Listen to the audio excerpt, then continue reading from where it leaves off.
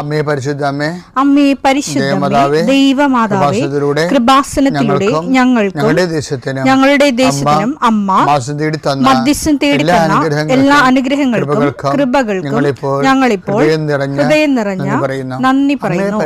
അമ്മേ പരിശുദ്ധമ്മേ ദൈവമാതാവേ, 2004 ഡിസംബർ 7 ഉച്ചകഴിഞ്ഞ് 2:30 കൃപാസനത്തിൽ സംഭവിച്ച അമ്മയുടെ പ്രത്യക്ഷപ്പെടലിനെ കുറിച്ച് തിരുസഭയ്ക്ക് സമർപ്പിച്ചിരിക്കുന്ന പഠനരേഖകളുടെ സഭാത്മകമായ പഠനം ആരംഭിക്കുവാൻ ഞങ്ങൾ പ്രാർത്ഥിക്കുന്നു. അമ്മേ പരിശുദ്ധമേ, ഭൂസ്വർലോകങ്ങളുടെ രാജ്ഞിയായ അങ്ങേയ്ക്ക് ഭൗമസംരക്ഷണത്തിനായി പ്രപഞ്ചപ്രകൃതിയെ തന്നെ തിരുസഭ പ്രതിഷ്ഠിക്കുവാൻ ഈ പ്രത്യക്ഷീകരണം വഴി ഇടയാക്കണമേ. പരിശുദ്ധമേ, ജപമാല മാതാവേ, സകല കൃപാസനം പ്രാർത്ഥനയോടും ചേർത്ത് ഞങ്ങളിപ്പോൾ പ്രാർത്ഥിക്കുന്ന ഈ കുടുംബത്തിന്റെ പ്രത്യേക നിയോഗം പറ മക്കളെ.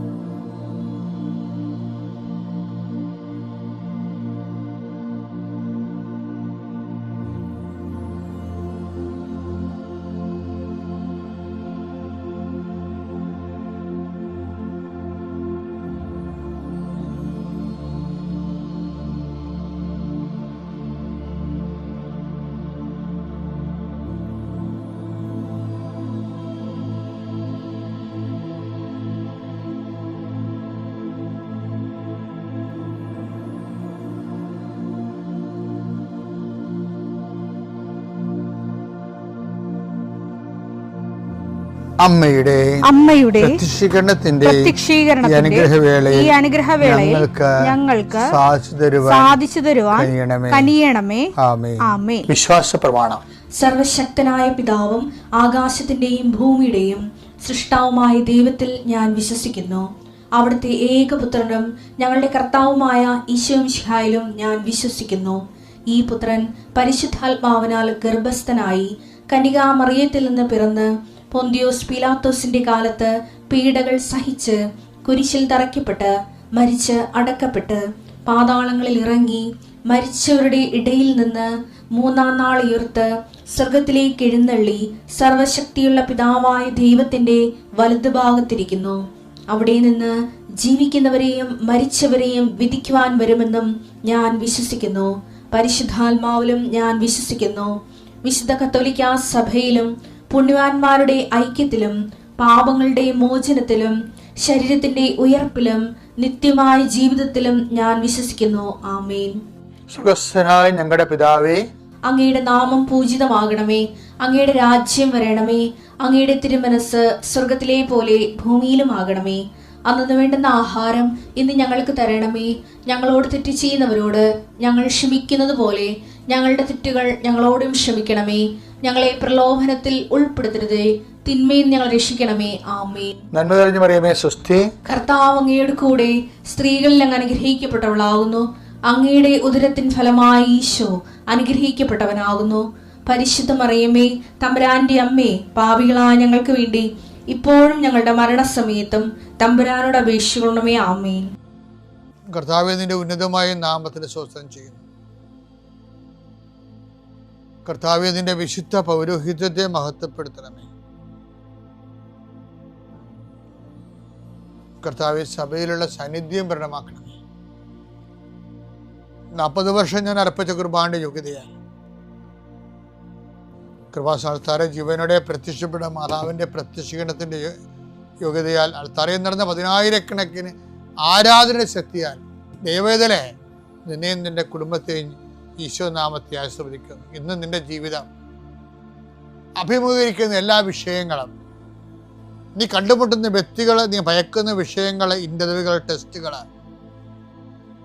യാത്ര ചെയ്തെത്തുന്ന ഇടങ്ങൾ, നിന്റെ ജോലിപ്പാടുകൾ, ശുശ്രൂഷ ഇടങ്ങൾ കർത്താവിൻ്റെ നാമത്തെ അനുഗ്രഹിക്കപ്പെടട്ടെ. സഞ്ചാരി മാതാവ്, സമയത്തിൻ്റെ അധികാരി, നിന്റെ ഉടമ്പടി വഴികളിലൂടെ നിന്നെ വേർപിരിയാതെ നിനക്ക് വേണ്ടി വാദിച്ചും നിന്നെ സപ്പോർട്ട് ചെയ്തും നിനക്ക് വേണ്ടി നീ ചെയ്യാനുള്ള ജോലി ഏറ്റെടുത്തും നിന്നെ സന്ധിക്കട്ടെ ദൈവവേദന.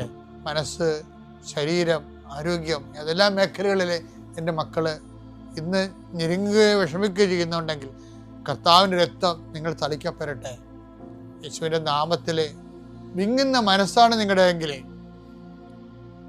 സാമ്പത്തിക തകർച്ച ഉള്ളത് കാരണം, ചെയ്തുകൊണ്ടിരിക്കുന്ന കാര്യങ്ങൾ മുടങ്ങിപ്പോയത് കാരണം, വരുമാന സ്രോതസ് അടഞ്ഞു പോയത് കാരണം, പഠിക്കേണ്ട കാര്യങ്ങളും വിസ പ്രോസസ്സിങ്ങും, നാട്ടിലുള്ള പരീക്ഷകളും ടെസ്റ്റുകൾ, പരീക്ഷ ഫലങ്ങൾ പ്രതീക്ഷിക്കുന്നവരെ, എൻ്റെ വിഷയത്തിന് PSC ടെസ്റ്റ് പിടിച്ചെന്നെങ്കിലും ആഗ്രഹിക്കുന്നവരെ, അതെല്ലാം ഈ ഒറ്റ പ്രാർത്ഥനയുടെ ദൈവത്തിലെ നിന്നെ ഏറ്റെടുക്കുകയും നിൻ്റെ ആവശ്യങ്ങൾ അറിഞ്ഞ് നിന്നെ സന്ധിക്കുകയും ചെയ്യും. നീ കടം കൊടുത്തിട്ടുള്ളവർ, അത് കിട്ടാത്തവർ, നിന്നോട് കടം വാങ്ങിച്ചിട്ടുള്ളവർ, അത് തരാത്തവർ, എല്ലാം കൊണ്ട് നീ ഞെരുങ്ങുന്ന വിഷയങ്ങളെല്ലാം കൃപാസ്ഥാനത്താരെ ജീവനോടെ പ്രത്യക്ഷപ്പെട്ട പരിശുദ്ധ അമ്മ നിൻ്റെ ഇന്നിൻ്റെ സങ്കടങ്ങളെ കണ്ണുനീരിനെ ഏറ്റെടുക്കുകയും എൻ്റെ ഈശോയുടെ നാമത്തിൽ ഞാൻ നിന്നെ ആശീർവദിക്കുകയും നീ ശക്തിപ്പെട്ട് രാത്രി തിരിച്ചെത്തുന്നവരെ കർത്താവിൻ്റെ കൃപ നിന്നെ പിന്തുടരട്ടെ. പിതാമ്പുത്രനും പരിശുദ്ധാത്മാശ്വര നീക്കുവാമേ. എൻ്റെ പ്രിയപ്പെട്ടവരെ, നമ്മൾ പറയണത് സ്മാർട്ട് സ്പിരിച്വാലിറ്റിയാണ് ഉടമ്പടി. ഉടമ്പടിയിൽ എക്സ്പെക്ടേഷൻസ് ഉണ്ട്, അതായത് പ്രാവീണ്യം, നൈപുണ്യം എന്നൊക്കെയാണ് അർത്ഥം. അതിൻ്റെ അകത്തൊരു ഞാൻ അനുതാപത്തെക്കുറിച്ച് ഇന്നലെ പറഞ്ഞത്. ഇന്ന് പറയാൻ പോണത് ഇതിൻ്റെ പ്രൊഫഷണലിസമാണ്. പക്ഷെ എന്ന് പറയുമ്പോൾ മിടുക്ക്, കാര്യക്ഷമത എന്നൊക്കെ പറയും. ഉടമ്പടി മിടുക്കോട് ചെയ്യുന്നതും മിടുക്കുള്ള ഉടമ്പടി ജീവിതം, കാര്യക്ഷമമുള്ള ഉടമ്പടി ജീവിതം. അതെന്താണ്? ആദ്യം നമ്മൾ ചെയ്തത് അനുദപിക്കുക, സുവിശേഷത്തിൽ വിശ്വസിക്കുക. അതാണ് എൻ്റെ എക്സ്പെക്ടേഷൻ. പ്രൊഫഷണലിസം പറയുന്നത് എന്താണ്? അവൻ പറയണ പോലെ ചെയ്യാനാണ് അതിൻ്റെ അകത്ത് പ്രൊഫഷനായിട്ടുള്ളത്. അത് ബൈബിളിൻ്റെ ഡൈനാമിക്സ് പ്രിൻസിപ്പിളാണ്. എന്താണ് ഈശോ പറഞ്ഞില്ലേ, നിത്യജീവൻ പ്രാപിക്കാൻ പോലും ഉടമ്പടിയാണ് ഇവിടെ പ്രോബലാണുള്ളത്. എന്താണ്? നീയും പോയി അതുപോലെ ചെയ്യുക. അതല്ലേ ലൂക്ക 10:37 യേശു പറഞ്ഞു നീയും പോയി അതുപോലെ ചെയ്യുക. അതാണ് വിഷയം. ഓക്കെ, ഇതിന്റെ പ്രൊഫഷണലിസം ഇരിക്കണതാണ്. നീയും പോയി അതുപോലെ ചെല്ലുക എന്നല്ല. എന്താ വേണ്ടത്? നിത്യജീവൻ പ്രാപിക്കാൻ വേണ്ടി പോരും. അനുദിന ജീവിതമാണ്. അവർക്ക് വീഞ്ഞില്ലെന്ന് പറഞ്ഞപ്പോൾ അമ്മ എന്താ പറഞ്ഞത്? അവൻ പറയണ പോലെ ചെയ്യുക, ചെയ്തോളാമെന്നാണ് നമ്മൾ ഉടമ്പടി എടുക്കണത്. ഇനി അത് അനുദിന ജീവിതം. വീഞ്ഞില്ല, വീടില്ല, ജോലിയില്ല, വിവാഹം നടക്കണില്ല, മക്കളില്ല എന്ന് പറഞ്ഞാൽ അനുദിന ജീവിതം. നിത്യജീവിതം എന്താ? ഞാൻ നിത്യജീവൻ പ്രാപിക്കാൻ ഞാൻ എന്ത് ചെയ്യണം? അപ്പോൾ പറഞ്ഞ് നിന്നെ എല്ലാത്തിനും ദൈവത്തെ സ്നേഹിക്കുക, നിന്നെപ്പോൾ നിൻ്റെ അയൽക്കാരനെ സ്നേഹിക്കുക. അപ്പോൾ ആരാണ് എൻ്റെ അയൽക്കാരൻ? അവൻ ചെയ്യും. അപ്പോൾ പറയും, ഒരു മനുഷ്യൻ ജെറുസലേമിൽ നിന്ന് ജെറിക്കോയിലേക്ക് പോവുകയായിരുന്നു. പിന്നെ സംഭവിച്ച കാര്യങ്ങൾ നിങ്ങൾക്കറിയാം. അപ്പോൾ അവസാനം ഈശോ പറയും, ഇതിലെ ആരാണ് അയൽക്കാരൻ? അപ്പോൾ പറയും, ആ സമരക്കാരനല്ലേ ആ രക്തവഗ്രഹ മരണവേദന അനുഭവിച്ച മനുഷ്യൻ സത്യത്തിൽ കൊണ്ടുപോയത്, അപ്പം അവനാണ് അയൽക്കാരൻ. അപ്പോൾ ഈശോ പറയും, നീയും പോയി അതുപോലെ ചെയ്യുക. അപ്പോൾ ഉടമ്പടി എന്ന് പറഞ്ഞാൽ അതാണ്. അനുദിന ജീവിതത്തിനും നിത്യജീവിതത്തിനും ഇതിൻ്റെ പ്രൊഫഷണലിസം എന്ന് പറഞ്ഞാൽ എന്താണ്? ചെല്ലുകയല്ല, ചെയ്യുകയാണ്. ആര് കൃത്യമായിട്ട് വചനാധിഷ്ഠിതമായിട്ട് ചെയ്യുന്നുവോ അതിനാണ് ഇതിൻ്റെ അകത്ത് വരുന്ന മിടുക്ക് വരണം. അവനാണ് മിടുക്ക് വരണത്. അതിലാണ് അതിൻ്റെ അകത്ത് വരുന്ന ഉടമ്പടി കാര്യക്ഷമമായിട്ട് പ്രവർത്തിക്കുന്നത്. പരിശുദ്ധമ്മ പ്രതീക്ഷപ്പെട്ട ഈ അൽത്താരയിൽ എന്നെ പ്രതീക്ഷീകരണത്തിൻ്റെ സാക്ഷിയാക്കി ഉയർത്തിയ പരിശുദ്ധ അമ്മയ്ക്കും യേശുവിനും കോടാനക്കോടി നന്ദി. എൻ്റെ പേര് അലീന ജോജി. ഞാൻ അങ്കമാലിയിൽ നിന്ന് വരുന്നു. ഇതെൻ്റെ അമ്മ, ഇത് ചേച്ചി, ചേട്ടൻ, കൊച്ച്. ഞാൻ ഉടമ്പടി എടുക്കാണ്ടായ സാഹചര്യം എന്ന് പറയുന്നത്, എൻ്റെ ചേച്ചി പ്രഗ്നൻ്റ് ആയി 1.5 മാസം കഴിഞ്ഞപ്പോഴേക്കും ആൾക്ക് ചെറിയ രീതിയിൽ ബ്ലീഡിങ് ആയിരുന്നു. അങ്ങനെ ഒരു ദിവസം പെട്ടെന്ന് നല്ല രീതിയിൽ ബ്ലീഡിങ് കൂടുകയും ഞങ്ങൾ വേഗം ഹോസ്പിറ്റലിൽ പോവുകയും ചെയ്തു. അങ്ങനെ ഡോക്ടറെ കണ്ടപ്പോൾ ഡോക്ടർ പറഞ്ഞു സ്കാൻ ചെയ്ത് നോക്കിയിട്ട് പറയാമെന്ന്. അങ്ങനെ സ്കാൻ ചെയ്ത് റിപ്പോർട്ട് വന്നപ്പോൾ ഡോക്ടർ പറഞ്ഞു കുഞ്ഞ് കിടക്കുന്ന പൊസിഷൻ എന്ന് പറയുന്നത് ഒത്തിരി താഴെയാണ്, അതുകൊണ്ട് ഈ കുഞ്ഞ് 90% അബോർഷനായി പോകുമെന്ന്. അങ്ങനെ കേട്ടപ്പോൾ വളരെയേറെ സങ്കടമായി. അങ്ങനെ പരിശുദ്ധ അമ്മയോട് ഞാൻ പറഞ്ഞു, അമ്മേ, ഈ കുഞ്ഞിനെ ഈ അൾത്താരയിൽ കിടത്തുവാൻ ഞങ്ങൾക്ക് ഒരു അനുഗ്രഹം തരണേ എന്ന്. അങ്ങനെ ഞാൻ കുടുംബ പ്രാർത്ഥനയ്ക്ക് ശേഷമെല്ലാം ഉടമ്പടി തൈലം പുറ്റി പ്രാർത്ഥിക്കുമായിരുന്നു. അങ്ങനെ 3-ാം മാസത്തെ സ്കാനിങ്ങിൽ ചെയ്ത് കഴിഞ്ഞപ്പോൾ ഡോക്ടർ പറഞ്ഞു, ബ്ലീഡിംഗ് ഒന്നുമില്ല, കുഞ്ഞിന് യാതൊരു കുഴപ്പവുമില്ല എന്ന് പറഞ്ഞു. അങ്ങനെ 5-ാം മാസത്തെ സ്കാനിങ്ങിൽ യാതൊരു കുഴപ്പവും ഉണ്ടായിരുന്നില്ല.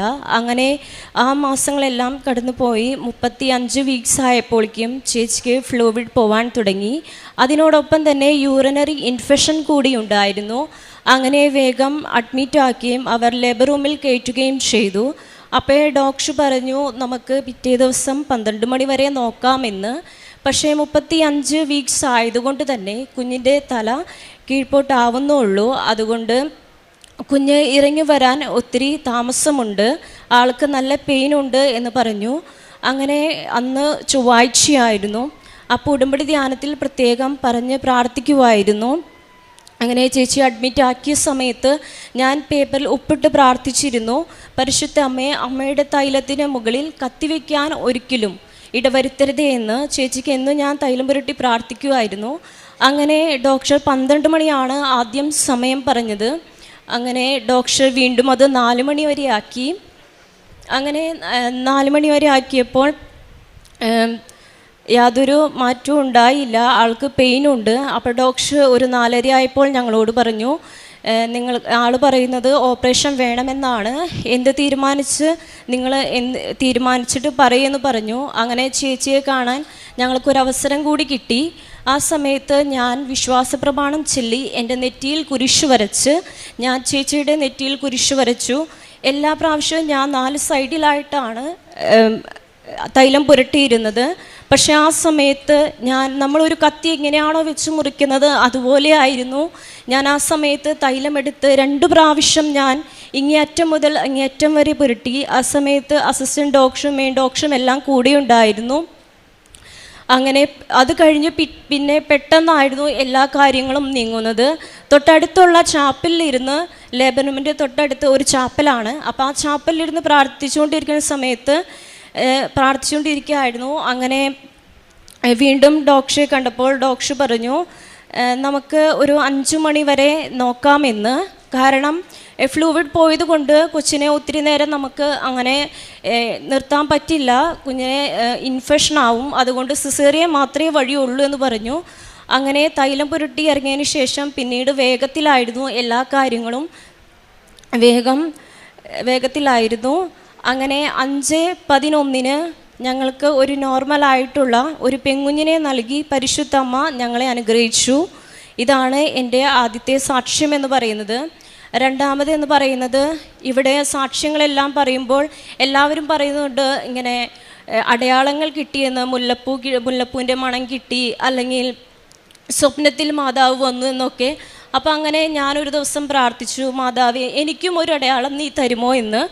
അങ്ങനെ ചോദിച്ചപ്പോൾ പരിശുദ്ധ അമ്മ ഞാൻ പ്രാർത്ഥിച്ചുകൊണ്ടിരിക്കുന്ന സമയത്ത്, കൊന്തച്ചൊല്ലി പ്രാർത്ഥിക്കുന്ന സമയത്ത് തിരിയിൽ മുകളിലായിട്ട് മാതാവിൻ്റെ രൂപം തെളിഞ്ഞു നിന്നു. വേറെ ദിവസം ഞാൻ പ്രാർത്ഥിച്ചുകൊണ്ടിരുന്ന സമയത്ത് പച്ചത്തിരിയിൽ മാതാവിൻ്റെ പൂർണ്ണരൂപം കിരീടം വെച്ച് തിരുവസ്ത്രങ്ങൾ അണിഞ്ഞ് അതിന് സൈഡിലായിട്ട് ഒരു വൈറ്റ് ഹാർട്ട് ഉണ്ടായിരുന്നു. തിരിയുടെ മുകളിലായിട്ട് ഒരു രക്തക്കട്ട പോലെ ഉണ്ടായിരുന്നു. ഈ ഇത്രയും വലിയ അനുഗ്രഹം കിട്ടിയതിന് ഞാൻ നന്ദി പറയുന്നു. ദൈവമാതാവിനും തിരുക്കുമാരനും 1000 നന്ദി. ഞാൻ എൻ്റെ സാക്ഷ്യം പറയാൻ വൈകിയതിൽ ക്ഷമ ചോദിക്കുന്നു. എൻ്റെ ഈ മകൾക്ക് 2 മാസം പീരീഡ്സ് ആയില്ല. അപ്പോൾ ഞാൻ ഡോക്ടറെ കാണിച്ച് സ്കാൻ ചെയ്യാൻ പറഞ്ഞു. സ്കാൻ ചെയ്തപ്പോൾ ഓവറിയിൽ 6.5 സെൻറ്റിമീറ്റർ വലിപ്പമുള്ള ഒരു സിസ്റ്റം ഉണ്ടെന്നും ഇത് ഓപ്പറേഷൻ ചെയ്യാതെ മാറുകയില്ല എന്നും ഡോക്ടർ പറഞ്ഞു. ഞാൻ വേറെ ഡോക്ടറെ കാണിച്ചപ്പോൾ ആ ഡോക്ടറും അങ്ങനെ തന്നെയാണ് പറഞ്ഞത്. അപ്പോൾ ഞാൻ ഉടമ്പടി തൈലമെടുത്ത് വയറ്റത്ത് പ്രാർത്ഥിച്ച് പിറ്റേ ദിവസം ആ സിസ്റ്റം പൊട്ടിപ്പോവുകയും തിരെ ഡോക്ടറെ ചെന്ന് കണ്ടപ്പോൾ സ്കാൻ ചെയ്തിട്ട് വരാൻ പറഞ്ഞു. സ്കാൻ ചെയ്തപ്പോൾ അങ്ങനെ ഒരു സിസ്റ്റം ഇല്ല എന്നും പിറ്റേ മാസം തുടങ്ങി റെഗുലറായിട്ട് പീരീഡ്സ് ആവുകയും ചെയ്തു. ഇതാണ് എൻ്റെ ആദ്യത്തെ അനുഗ്രഹം. രണ്ടാമത്തെ, ഞങ്ങളുടെ പറമ്പിൽ സാധാ കിണർ കുത്തിയാൽ വെള്ളം കിട്ടുകയില്ല. ഞങ്ങളുടെ കൃഷിസ്ഥലം നനയ്ക്കുന്നതിന് ഒരു കുഴൽ കിണർ താത്താൻ ഞങ്ങൾ തീരുമാനിച്ച് താത്താൻ വന്നപ്പോൾ നാട്ടുകാർ തടുത്തു. കുറച്ച് നാൾ കഴിഞ്ഞ് രണ്ടാമതും കിണർ താത്തി 40 അടി താഴ്ചയെത്തിയപ്പോൾ നാട്ടുകാർ പോലീസിനെ വിളിക്കുകയും തടുക്കുകയും ചെയ്തു. ഞാൻ ഉടമ്പടി പുതുക്കിയപ്പോൾ ഈ കിണറിൻ്റെ കാര്യം ഉടമ്പടിയിൽ വെച്ച് പ്രാർത്ഥിച്ച് കുറച്ച് നാൾ കഴിഞ്ഞ് തീരെ കിണർ താത്തി കാശ് രൂപം പിടിച്ച് ഞാൻ പ്രാർത്ഥിച്ചു. ഒരാൾ പോലും തടസ്സം ചെയ്യാതെ ഞങ്ങൾ കിണർ താത്തി ആവശ്യത്തിന് വെള്ളം കിട്ടി. ഇത്രയുമാണ് എനിക്ക് കിട്ടിയ അനുഗ്രഹങ്ങൾ. പിന്നെ കാരുണ്യ പ്രവർത്തികളായിട്ട് വഴിയിലിരിക്കുന്നവർക്കെല്ലാം ചോറ് വാങ്ങിക്കൊടുക്കും. പിന്നെ ഇവിടുന്ന് കൊണ്ടുപോകുന്ന പത്രമായാലും ഹോസ്പിറ്റലുകളിൽ റൂമുകളിലെല്ലാം കയറി കൊടുക്കും. വഴിയിലിരിക്കുന്നവർക്ക് എല്ലാം കൊടുക്കും. ആത്മീയമായിട്ടുള്ള മാറ്റം എന്ന് പറയുന്നത് കൂടുതൽ ബൈബിൾ വായിക്കുവാനും കൊന്തയൊക്കെ ചൊല്ലിയിരുന്ന സമയമെല്ലാം അലസതയോട് കൂടിയിരുന്നാണ് ഞാൻ ചൊല്ലിയിട്ടുള്ളത്. ഉടമ്പടി എടുത്തത് മുതൽ ഞാൻ നല്ല രീതിയിൽ ശ്രദ്ധയോടുകൂടി കൊന്ത ചെല്ലുവാൻ എനിക്ക് സാധിച്ചു. അതുപോലെ തന്നെ വിശേഷപ്പെട്ട ദിവസങ്ങളിൽ മാത്രമാണ് ഞാൻ കുമ്പസാരിച്ചിരുന്നത്. പക്ഷേ ഉടമ്പടി എടുത്തതിന് ശേഷം 2 ആഴ്ച കൂടുമ്പോൾ നിർബന്ധമായി ഞാൻ കുമ്പസാരിക്കാൻ സമയം കണ്ടെത്തിയിരുന്നു. ഇതാണ് എൻ്റെ ആത്മീയമായ ജീവിതത്തിൽ വന്നിട്ടുള്ള മാറ്റങ്ങളെല്ലാം. ഞാനും അതുപോലെ തന്നെ എല്ലാ ദിവസവും പള്ളിയിൽ പോവുകയും കുർബാന കാണുകയും കുമ്പസാരിക്കുകയും ചോറ് കൊടുക്കുകയും എല്ലാം ചെയ്തിരുന്നു. ബൈബിൾ വായിക്കാൻ കിട്ടുന്ന സമയങ്ങളിലെല്ലാം. ഡോക്ടർ അബോഷണാവ് പറഞ്ഞ സമയത്ത് റൂമിൽ വെച്ച് ചേച്ചി കാശുരൂപം വയറ്റിന് മുകളിൽ വിശ്വാസം ചൊല്ലി കരഞ്ഞു പ്രാർത്ഥിച്ചിരുന്നു. ആ സമയത്ത് ഡോക്ടർ പറഞ്ഞത് കുഞ്ഞ് താഴെയാണ്, ആ കുഞ്ഞ് അബോഷണായി പോകുമെന്നാണ്. പക്ഷേ അങ്ങനെ പ്രാർത്ഥിച്ചിരുന്ന സമയത്ത് ഏകദേശം ഒരു 2:30 സമയമായിട്ടുണ്ട്. അപ്പോൾ മുകളിൽ നിന്ന് താഴെ നിന്ന് മുകളിലേക്ക് എന്തോ പിടിച്ച് കയറ്റി വെക്കുന്നതായിട്ട് എൻ്റെ ചേച്ചിക്ക് അനുഭവപ്പെട്ടു. ഇതൊക്കെയാണ് ഞങ്ങൾക്ക് കിട്ടിയുള്ള അനുഗ്രഹങ്ങൾ. ഇത്രയും വലിയ അനുഗ്രഹങ്ങൾ തന്ന പരിശുദ്ധ അമ്മയ്ക്കും യേശുവിനും ഒരിക്കൽ കൂടി കോടാനക്കോടി നന്ദി പറഞ്ഞുകൊണ്ട് എൻ്റെ സാക്ഷ്യം ഞാനിവിടെ ചുരുക്കി. കടികാരവുമേറി ഈ പരിശുദ്ധവും പരിപാവനവുമായ ഈ പുണ്യ അൾത്താരയിൽ പ്രത്യക്ഷയായ പരിശുദ്ധ ജീവനോട് പ്രത്യക്ഷയായ പരിശുദ്ധ അമ്മയ്ക്കും തിരുക്കുമാരനും എൻ്റെ ഹൃദയത്തിൽ നിന്ന് ആത്മാർത്ഥമായ നന്ദിയും അമ്മയോടുള്ള തിരുക്കുമാരനോട് കടപ്പാടും രേഖപ്പെടുത്തുവാൻ എന്നെ ഈ പരിശുദ്ധമായ ഈ വേദിയിൽ എന്നെ സാക്ഷിയാക്കിയതിന് നന്ദി പറയാനുമുള്ള ഒരവസരമായി ഞാനിതിന് കരുതുകയാണ്. എൻ്റെ പേര് ബിജു LT. ഞാൻ കുണ്ട്ര കുമ്പളം സെൻറ്റ് മൈക്കൽ ഇടവക ദേവാലയത്തിൽ നിന്ന് വരുന്നു. എനിക്ക് കൃപാസനത്തെക്കുറിച്ച് എൻ്റെ ഒരു ആൻറ്റി പറഞ്ഞാണ് ഞാൻ അറിയുന്നത്. അത് പറഞ്ഞത് ഇങ്ങനെയായിരുന്നു: ഉടനടി പരിഹാരം നൽകുന്ന ഉടമ്പടി എന്നൊരു സമ്പ്രദായം നടക്കുന്ന കൃപാസനം എന്നൊരു സ്ഥലം. അപ്പോൾ ഞാനൊന്ന് പരീക്ഷിച്ച് നോക്കാൻ വേണ്ടി ഇവിടെ വന്നിരുന്നു. ഞാൻ 15/10/2022 വന്ന് ഉടമ്പടി എടുത്തു. ഉടമ്പടി എടുക്കുമ്പോൾ ഈ ഉടമ്പടിയെക്കുറിച്ചിട്ട് ഒരു കവനൻ്റ് എന്താണെന്ന്, അല്ലെങ്കിൽ ഒരു എഗ്രിമെൻറ്റും കവനൻ്റ് തമ്മിലുള്ള വ്യത്യാസം എന്തുവാണെന്നൊന്നും ഞാൻ കൃത്യമായിട്ടൊന്നും പഠിച്ചിട്ടല്ല ഇവിടെ വന്നത്.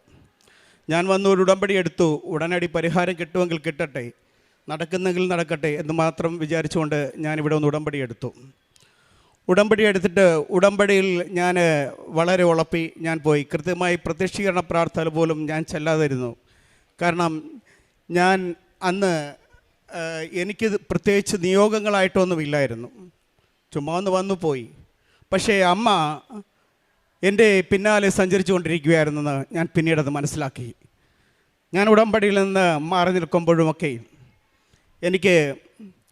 ഞാൻ ജോലി ചെയ്യുന്നത് കേരള ഫോറസ്റ്റ് ഡിപ്പാർട്ട്മെൻറ്റിൽ ബീറ്റ് ഫോറസ്റ്റ് ഓഫീസറായിട്ടാണ്. എൻ്റെ ഔദ്യോഗിക ജീവിതത്തിൽ 1-2 ഇൻസിഡൻറ്റ് എൻ്റെ അമ്മയിലേക്ക് വളരെയധികം അടുപ്പിച്ചു.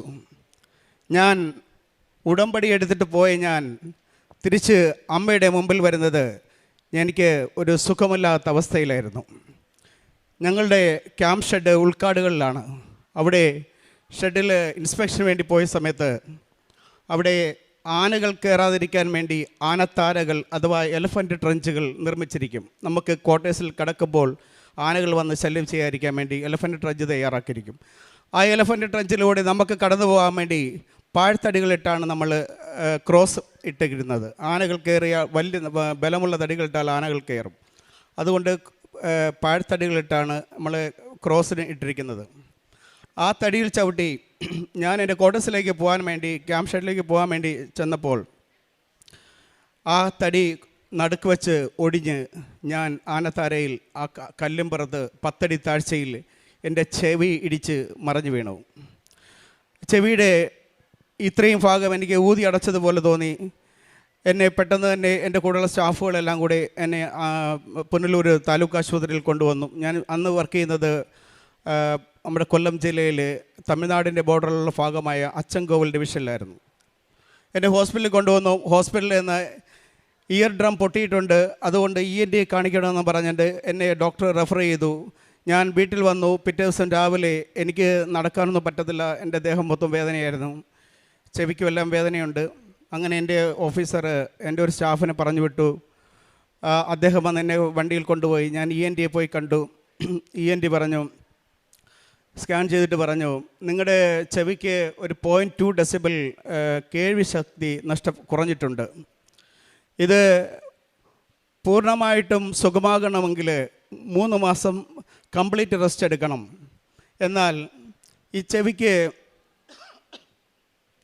പൊടിയോ വെള്ളമോ വല്ലതും തട്ടിയാൽ ഇൻഫെക്ഷനായി കഴിഞ്ഞാൽ പിന്നീട് ചിലപ്പോൾ ഒരുപക്ഷെ ഓപ്പറേഷൻ ചെയ്യേണ്ടി വരും. ഈ ഓപ്പറേഷൻ ചെയ്താലും നിങ്ങളുടെ കേൾവി ശക്തി പഴയ അവസ്ഥയിലേക്ക് കിട്ടുമെന്ന് എനിക്ക് ഉറപ്പൊന്നുമില്ല എന്ന് ഡോക്ടർ പറഞ്ഞു. പ്രിയമുള്ളവരെ, ഞാൻ ഉടമ്പടി എടുത്തിട്ട് പോയിട്ട് അമ്മ എന്നെ പിന്തുടർന്ന് ഞാൻ നേരത്തെ പറഞ്ഞത് അമ്മയുടെ ഈ സന്നിധിയിലേക്ക് അമ്മ എന്നെ കൊണ്ടുവരാൻ വേണ്ടിയായിരുന്നു ആ ഇൻസിഡൻ്റ് ഉണ്ടായതെന്ന് ഞാൻ വിചാരിക്കുന്നു. കാരണം ഞാൻ ഈ ഡോക്ടർ പൂർവ്വസ്ഥിതിയിലേക്ക് നിങ്ങളുടെ അസുഖം എത്തത്തില്ല എന്ന് പറഞ്ഞപ്പോൾ, അല്ലെങ്കിൽ നിങ്ങൾക്ക് ഓപ്പറേഷൻ നടന്നാൽ പോലും പഴയ അവസ്ഥയിലേക്ക് നിങ്ങളുടെ കേൾവി ശക്തി തിരിച്ചു കൊണ്ടുവരാൻ പറ്റത്തില്ലെന്ന് പറഞ്ഞപ്പോൾ ഞാൻ ഡോക്ടറിൻ്റെ അടുത്ത് ഒന്നും പറഞ്ഞില്ല. പക്ഷേ എൻ്റെ മനസ്സിൽ ഞാൻ പറഞ്ഞു, ആലപ്പുഴ വേറൊരു ഡോക്ടറുണ്ട്, ആ ഡോക്ടറുടെ അടുത്ത് ഞാൻ പൊക്കോളാം. അവിടെ ഓപ്പറേഷൻ കൂടാതെ ഇത് സുഖമാക്കുന്ന ഒരു ഡോക്ടറിനെ എനിക്കറിയാം. എൻ്റെ മനസ്സിൽ ഞാൻ പറഞ്ഞതാണ്. പിറ്റേ ദിവസം രാവിലെ ഡോക്ടർ പറഞ്ഞ് യാത്രയൊന്നും ചെയ്യാൻ പാടില്ലെന്നൊക്കെ പറഞ്ഞെങ്കിൽ പോലും ഞാൻ ചെവിയിൽ ഒരു ഇയർ ക്യാപ്പ് വാങ്ങിച്ചു വെച്ചിട്ട് ഞാൻ പിറ്റേ ദിവസം രാവിലെ കൃപാസനത്തിലെത്തി. ഞാൻ മാതാവിൻ്റെ നടയിൽ വന്നിട്ട് മാതാവിൻ്റെ അടുത്ത് ചോദിച്ചു, മാതാവേ, പണി തന്നതാണല്ലേ? അമ്മയ്ക്ക് എന്നെ കാണാൻ വേണ്ടി തന്നെയല്ല, ഞാൻ എന്നെ വരുത്താൻ വേണ്ടി പണി തന്നെയാണല്ലോ എന്ന് പറഞ്ഞ് ഒരു പരിഭവം പറഞ്ഞിട്ട് ഞാൻ ഇവിടെ അകത്ത് കയറി വന്നു. ഞാൻ അമ്മയുടെ അടുത്ത് ഇവിടെ കുറേ നേരം അമ്മയെ നോക്കിയിരുന്നു. പിന്നീട് ഞാൻ ഉടമ്പടി എടുത്തു. ഉടമ്പടിക്ക് ശേഷം ഈ 3 മാസം എനിക്ക് പൂർണ്ണമായ വിശ്രമം കിട്ടി. എൻ്റെ ഉദ്യോഗസ്ഥരൊക്കെ എന്നെ ഇടയ്ക്കിടയ്ക്ക് വിളിക്കുമായിരുന്നു. എങ്കിലും എൻ്റെ അടുത്ത് പരിപൂർണമായിട്ട് സുഖമായിട്ട് വന്നാൽ മതി നമ്മുടെ ഉദ്യോഗസ്ഥർ പറഞ്ഞു. അങ്ങനെ ഞാൻ ഈ അവസാനം 3 മാസത്തെ റെസ്റ്റിന് ശേഷം ഞാനിവിടുത്തെ തൈലങ്ങളും മറ്റും ഉപയോഗിച്ച് എൻ്റെ ചെവികളിൽ തൊടുകയും അതിടുകയൊക്കെ ചെയ്തിരുന്നു. പക്ഷേ അത് വിശ്വാസത്തോடு തന്നെയാണ് പിന്നീട് ചെയ്തത്. ആദ്യത്തെ ഉടമ്പടിയിൽ എനിക്ക് അത്ര വിശ്വാസമില്ലായിരുന്നെങ്കിൽ ഞാൻ 2ാമത് ഉടമ്പടി എടുത്തപ്പോൾ ഞാൻ അമ്മ മാതാവിനെ എൻ്റെ നെഞ്ചോട് ചേർത്ത് വെച്ചു. അതിനുശേഷം വീണ്ടും സ്കാൻ ചെയ്യാൻ പോയപ്പോൾ എൻ്റെ ചെവിക്ക് അതേ പഴയ അവസ്ഥയിലേക്ക് എൻ്റെ കേൾവി ശക്തി തിരിച്ചു കിട്ടിയായി ഡോക്ടർ പറഞ്ഞു. Praise the Lord. അടുത്തതായി 2ാമത്തെ എൻ്റെ ഔദ്യോഗിക ജീവിതത്തിലെ അനുഭവം എന്ന് പറയുന്നത്, ഞാൻ ഈ അച്ചൻകോവിൽ ഡിവിഷനിൽ തന്നെ ജോലി ചെയ്യുമ്പോൾ നമ്മുടെ സതേൺ സർക്കിളിൽ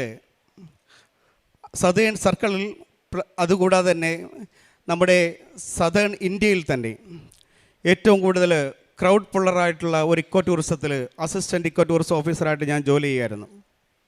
അത് കുംഭാവരട്ടി എന്ന് പറഞ്ഞാൽ ഒരുപക്ഷെ മലയാളികൾക്ക് കൂടുതലായിട്ട് അറിയത്തില്ല. അവിടെ കൂടുതൽ വരുന്ന ടൂറിസ്റ്റുകൾ തമിഴ്നാട്ടിൽ നിന്നാണ്. തമിഴ്നാടിൻ്റെ ബോർഡറാണ്.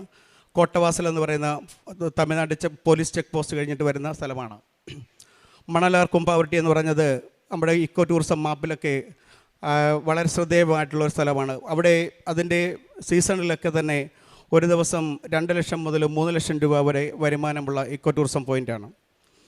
ഏകദേശം 5000-ഓളം ഒക്കെ ആൾക്കാർ സീസണിൽ വരുന്ന സ്ഥലമാണ്.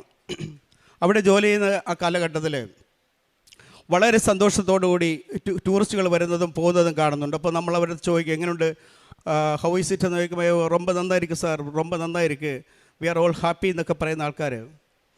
ഒരു ദിവസം ഞാൻ സ്റ്റേഷൻ ഡ്യൂട്ടിയിലിരിക്കെ വയർലെസ്സിൽ ഒരു മെസ്സേജ് വന്നു, കുമ്പാവട്ടി വെള്ളച്ചാട്ടത്തിൽ ശക്തമായ മലവെള്ളപ്പാച്ചിലുണ്ടായി, കുറേ പേരെ കാണുന്നില്ല, കുറേ പേര് മരിച്ചു, കുറേ പേര് ഒഴുക്കിക്കൊണ്ടുപോയി എന്നുള്ള ഇങ്ങനെയുള്ള വാർത്തകൾ, ഇങ്ങനെയുള്ളൊരു മെസ്സേജ് പെട്ടെന്ന് വയർലെസ്സിൽ വന്നു. ഞാൻ സ്റ്റേഷൻ ഡ്യൂട്ടിയിലായിരുന്നു.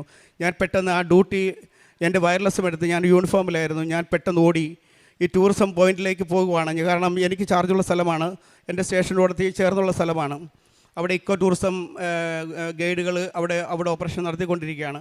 ഞാൻ ഓടി അവിടെ ചെന്നപ്പോൾ വളരെ അത്രയും നാൾ കണ്ടതിനേക്കാൾ വ്യത്യസ്തമായ ഒരു അനുഭവമായിരുന്നു. അവിടെ സ്ത്രീജനങ്ങളും കുട്ടികളും എല്ലാം വാവിട്ട് കരയുന്നു. ഞാൻ ഓടി വരുന്നപ്പോൾ എന്നെ കണ്ടപ്പോൾ പറഞ്ഞു, സാർ കാപ്പാത്തുങ്കോ സാർ, പിള്ളയും അവർ കണവന്മാരെല്ലാം വെള്ളച്ചാട്ടത്തിൽ കുടുങ്ങിപ്പോയി സാർ, കാപ്പാത്തുങ്കോ സാർ, കാപ്പാത്തുങ്കോ സാർ എന്ന് പറഞ്ഞ് അവർ അലമുറയിട്ട് കരയുന്ന ഒരു അനുഭവം.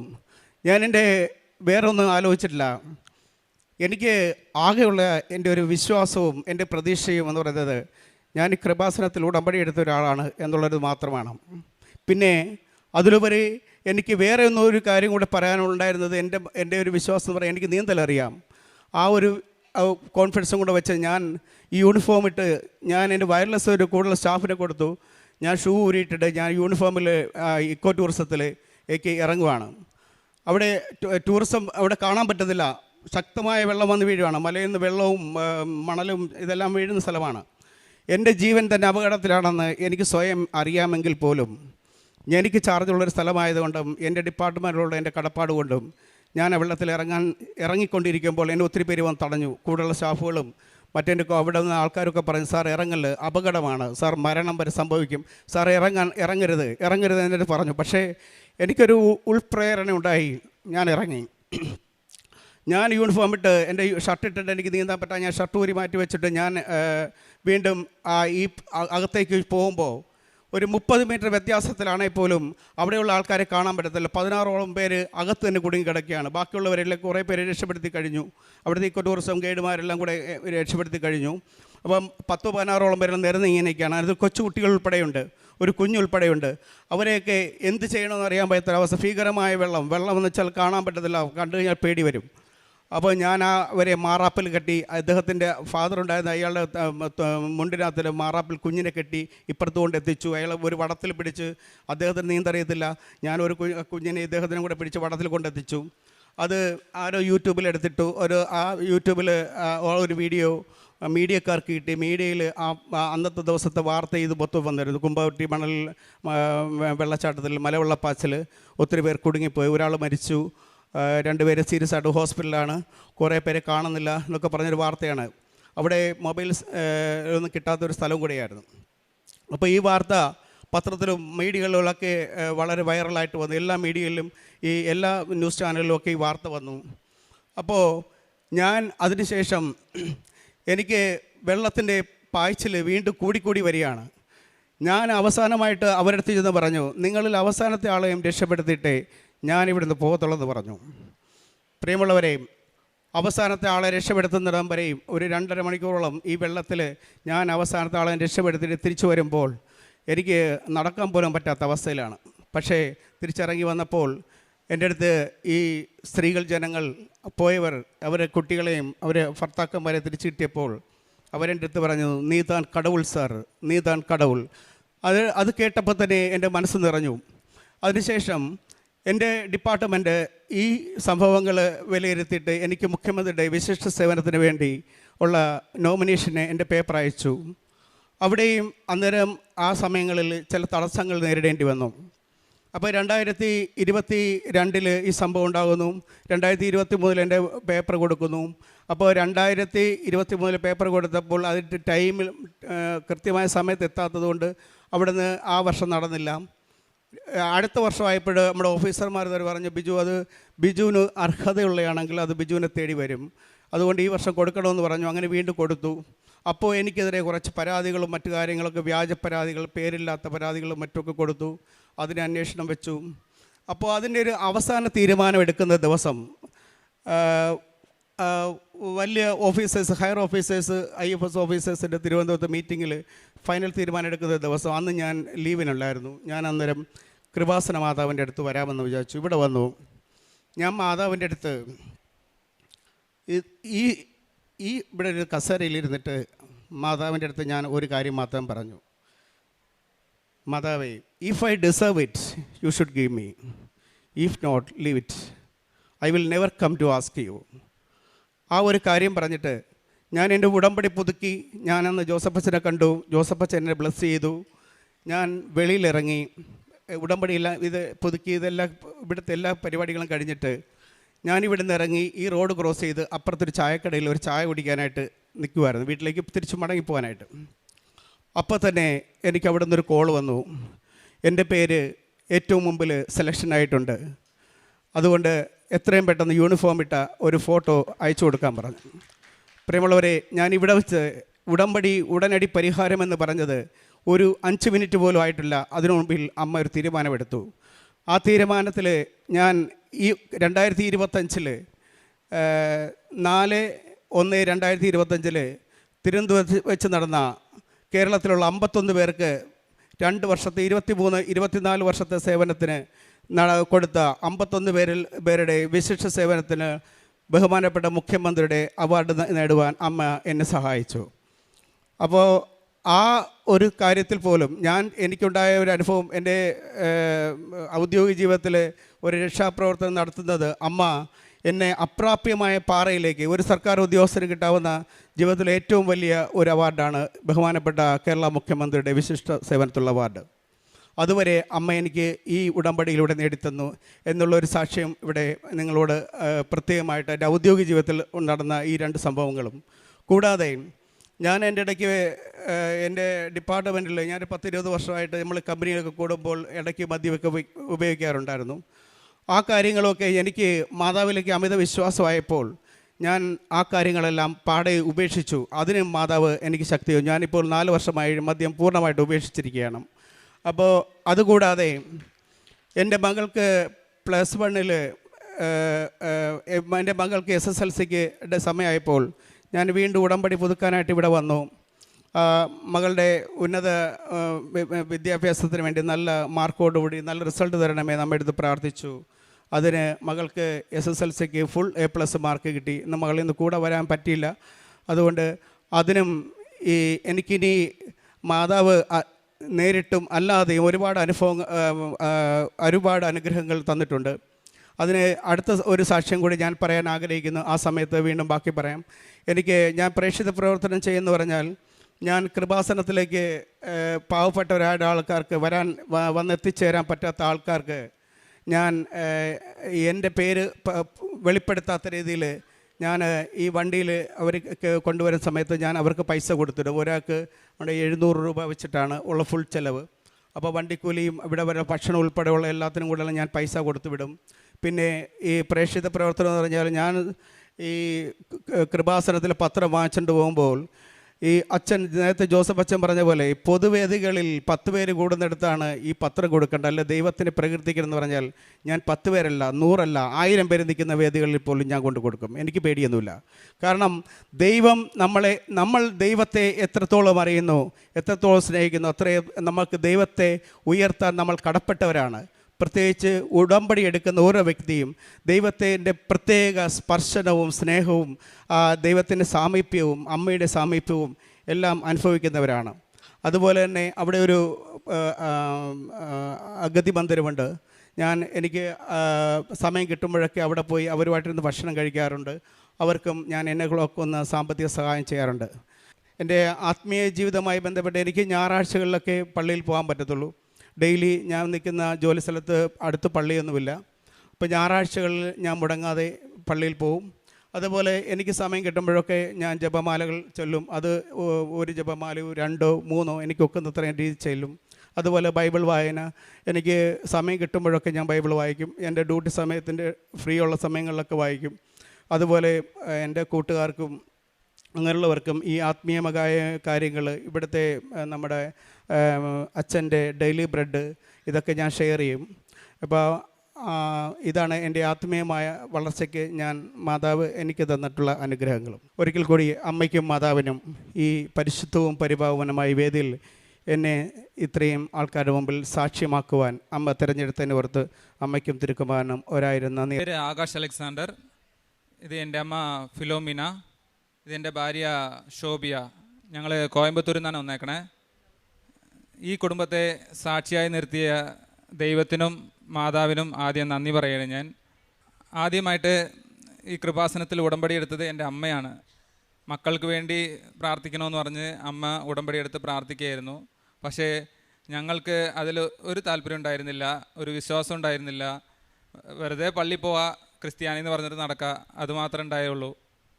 പക്ഷേ ദൈവത്തിന് മറന്ന് നടന്ന എപ്പോഴാണെങ്കിലും ദൈവം തിരിച്ച് ചോദിക്കുമെന്ന് ഞങ്ങൾക്ക് കാണിച്ചു തന്നു.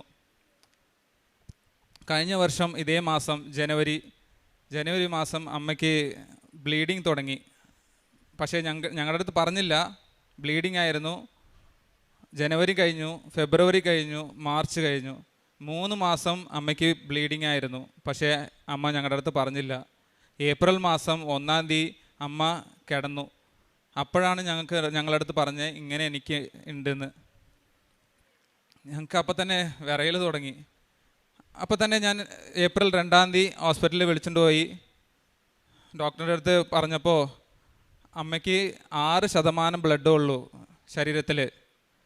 ബ്ലഡ് നിൽക്കാണ്ട് പോയിട്ടിരിക്കുകയാണ്. ഇത്രയും മാസം നിങ്ങൾ എന്താ ചെയ്തുകൊണ്ടിരുന്നതെന്ന് പറഞ്ഞ് വല്ലാത്ത ചീത്ത പറഞ്ഞു. അതിൻ്റെ കൂടെ ഇനിയൊരു കാര്യം പറഞ്ഞു, അമ്മയ്ക്ക് ക്യാൻസർ ആകാൻ സാധ്യതയുണ്ട് അങ്ങനെയെന്നൊരു വാക്കും പറഞ്ഞു. 10 ദിവസം കഴിഞ്ഞ് ബയോപ്സി റിപ്പോർട്ട് വന്നതും ക്യാൻസറാണ്, 3rd സ്റ്റേജാണ് അങ്ങനെയെന്ന് പറഞ്ഞു. ഞങ്ങൾക്ക് എന്താ ചെയ്യേണ്ടതെന്ന് ഒരു പിടുത്തമില്ലാണ്ടിരുന്നു. അപ്പോഴും ഞാൻ കർത്താവിനെ വിളിച്ചില്ല. ഇങ്ങനെ നടന്നു, എന്ത് ചെയ്യേണ്ടതെന്ന് ഒരു കർത്താവിനെ ഞാൻ വിളിച്ചില്ല. ഹോസ്പിറ്റലല്ലേ, ശരി നോക്കാമെന്ന് പറഞ്ഞ് 1 മാസം അമ്മ ബെഡിൽ തന്നെയായിരുന്നു. യൂറിൻ ട്യൂബും മോഷനും ഒക്കെ ബെഡിലായിരുന്നു. ബെഡിൽ നിന്ന് എണിക്കാൻ പറ്റാവുന്ന കിടപ്പിലായിരുന്നു. 1 മാസം കഴിഞ്ഞ് ഡോക്ടർ വന്ന് പറയാണ് അമ്മ തിരിച്ചു കിട്ടില്ല, നിങ്ങൾ പ്രാർത്ഥിച്ചോ എന്ന് പറഞ്ഞു. അപ്പോഴാണ് എൻ്റെ മനസ്സിൻ്റെ ഉള്ളിൽ പ്രാർത്ഥന എന്ന് പറഞ്ഞ ഒരു സാധനമുണ്ട്, അതെന്താ നമുക്ക് ഓർക്കാത്തതെന്ന് പറഞ്ഞ് മെയ് മാസം ആ ലാസ്റ്റ് മൂലയിൽ നിന്നാണ് ഞാൻ വെറുതെ ഇരുന്നാണ്, ഉള്ളിലും കൂടി കയറിയില്ല. ഞാൻ മാത്രം ഒറ്റയ്ക്ക് അവിടെ വന്ന് ഇരുന്ന് മാതാവിൻ്റെ മുഖത്ത് നോക്കി ഇരുന്നു, പ്രാർത്ഥിച്ചില്ല. കണ്ണീര് വരാൻ തുടങ്ങി എൻ്റെ മുഖത്ത് നിന്ന്. എങ്ങനെയാണെന്നറിയില്ല, ഞാൻ പ്രാർത്ഥിച്ചും കൂടിയില്ല, പക്ഷേ കണ്ണീര് വരാൻ തുടങ്ങി.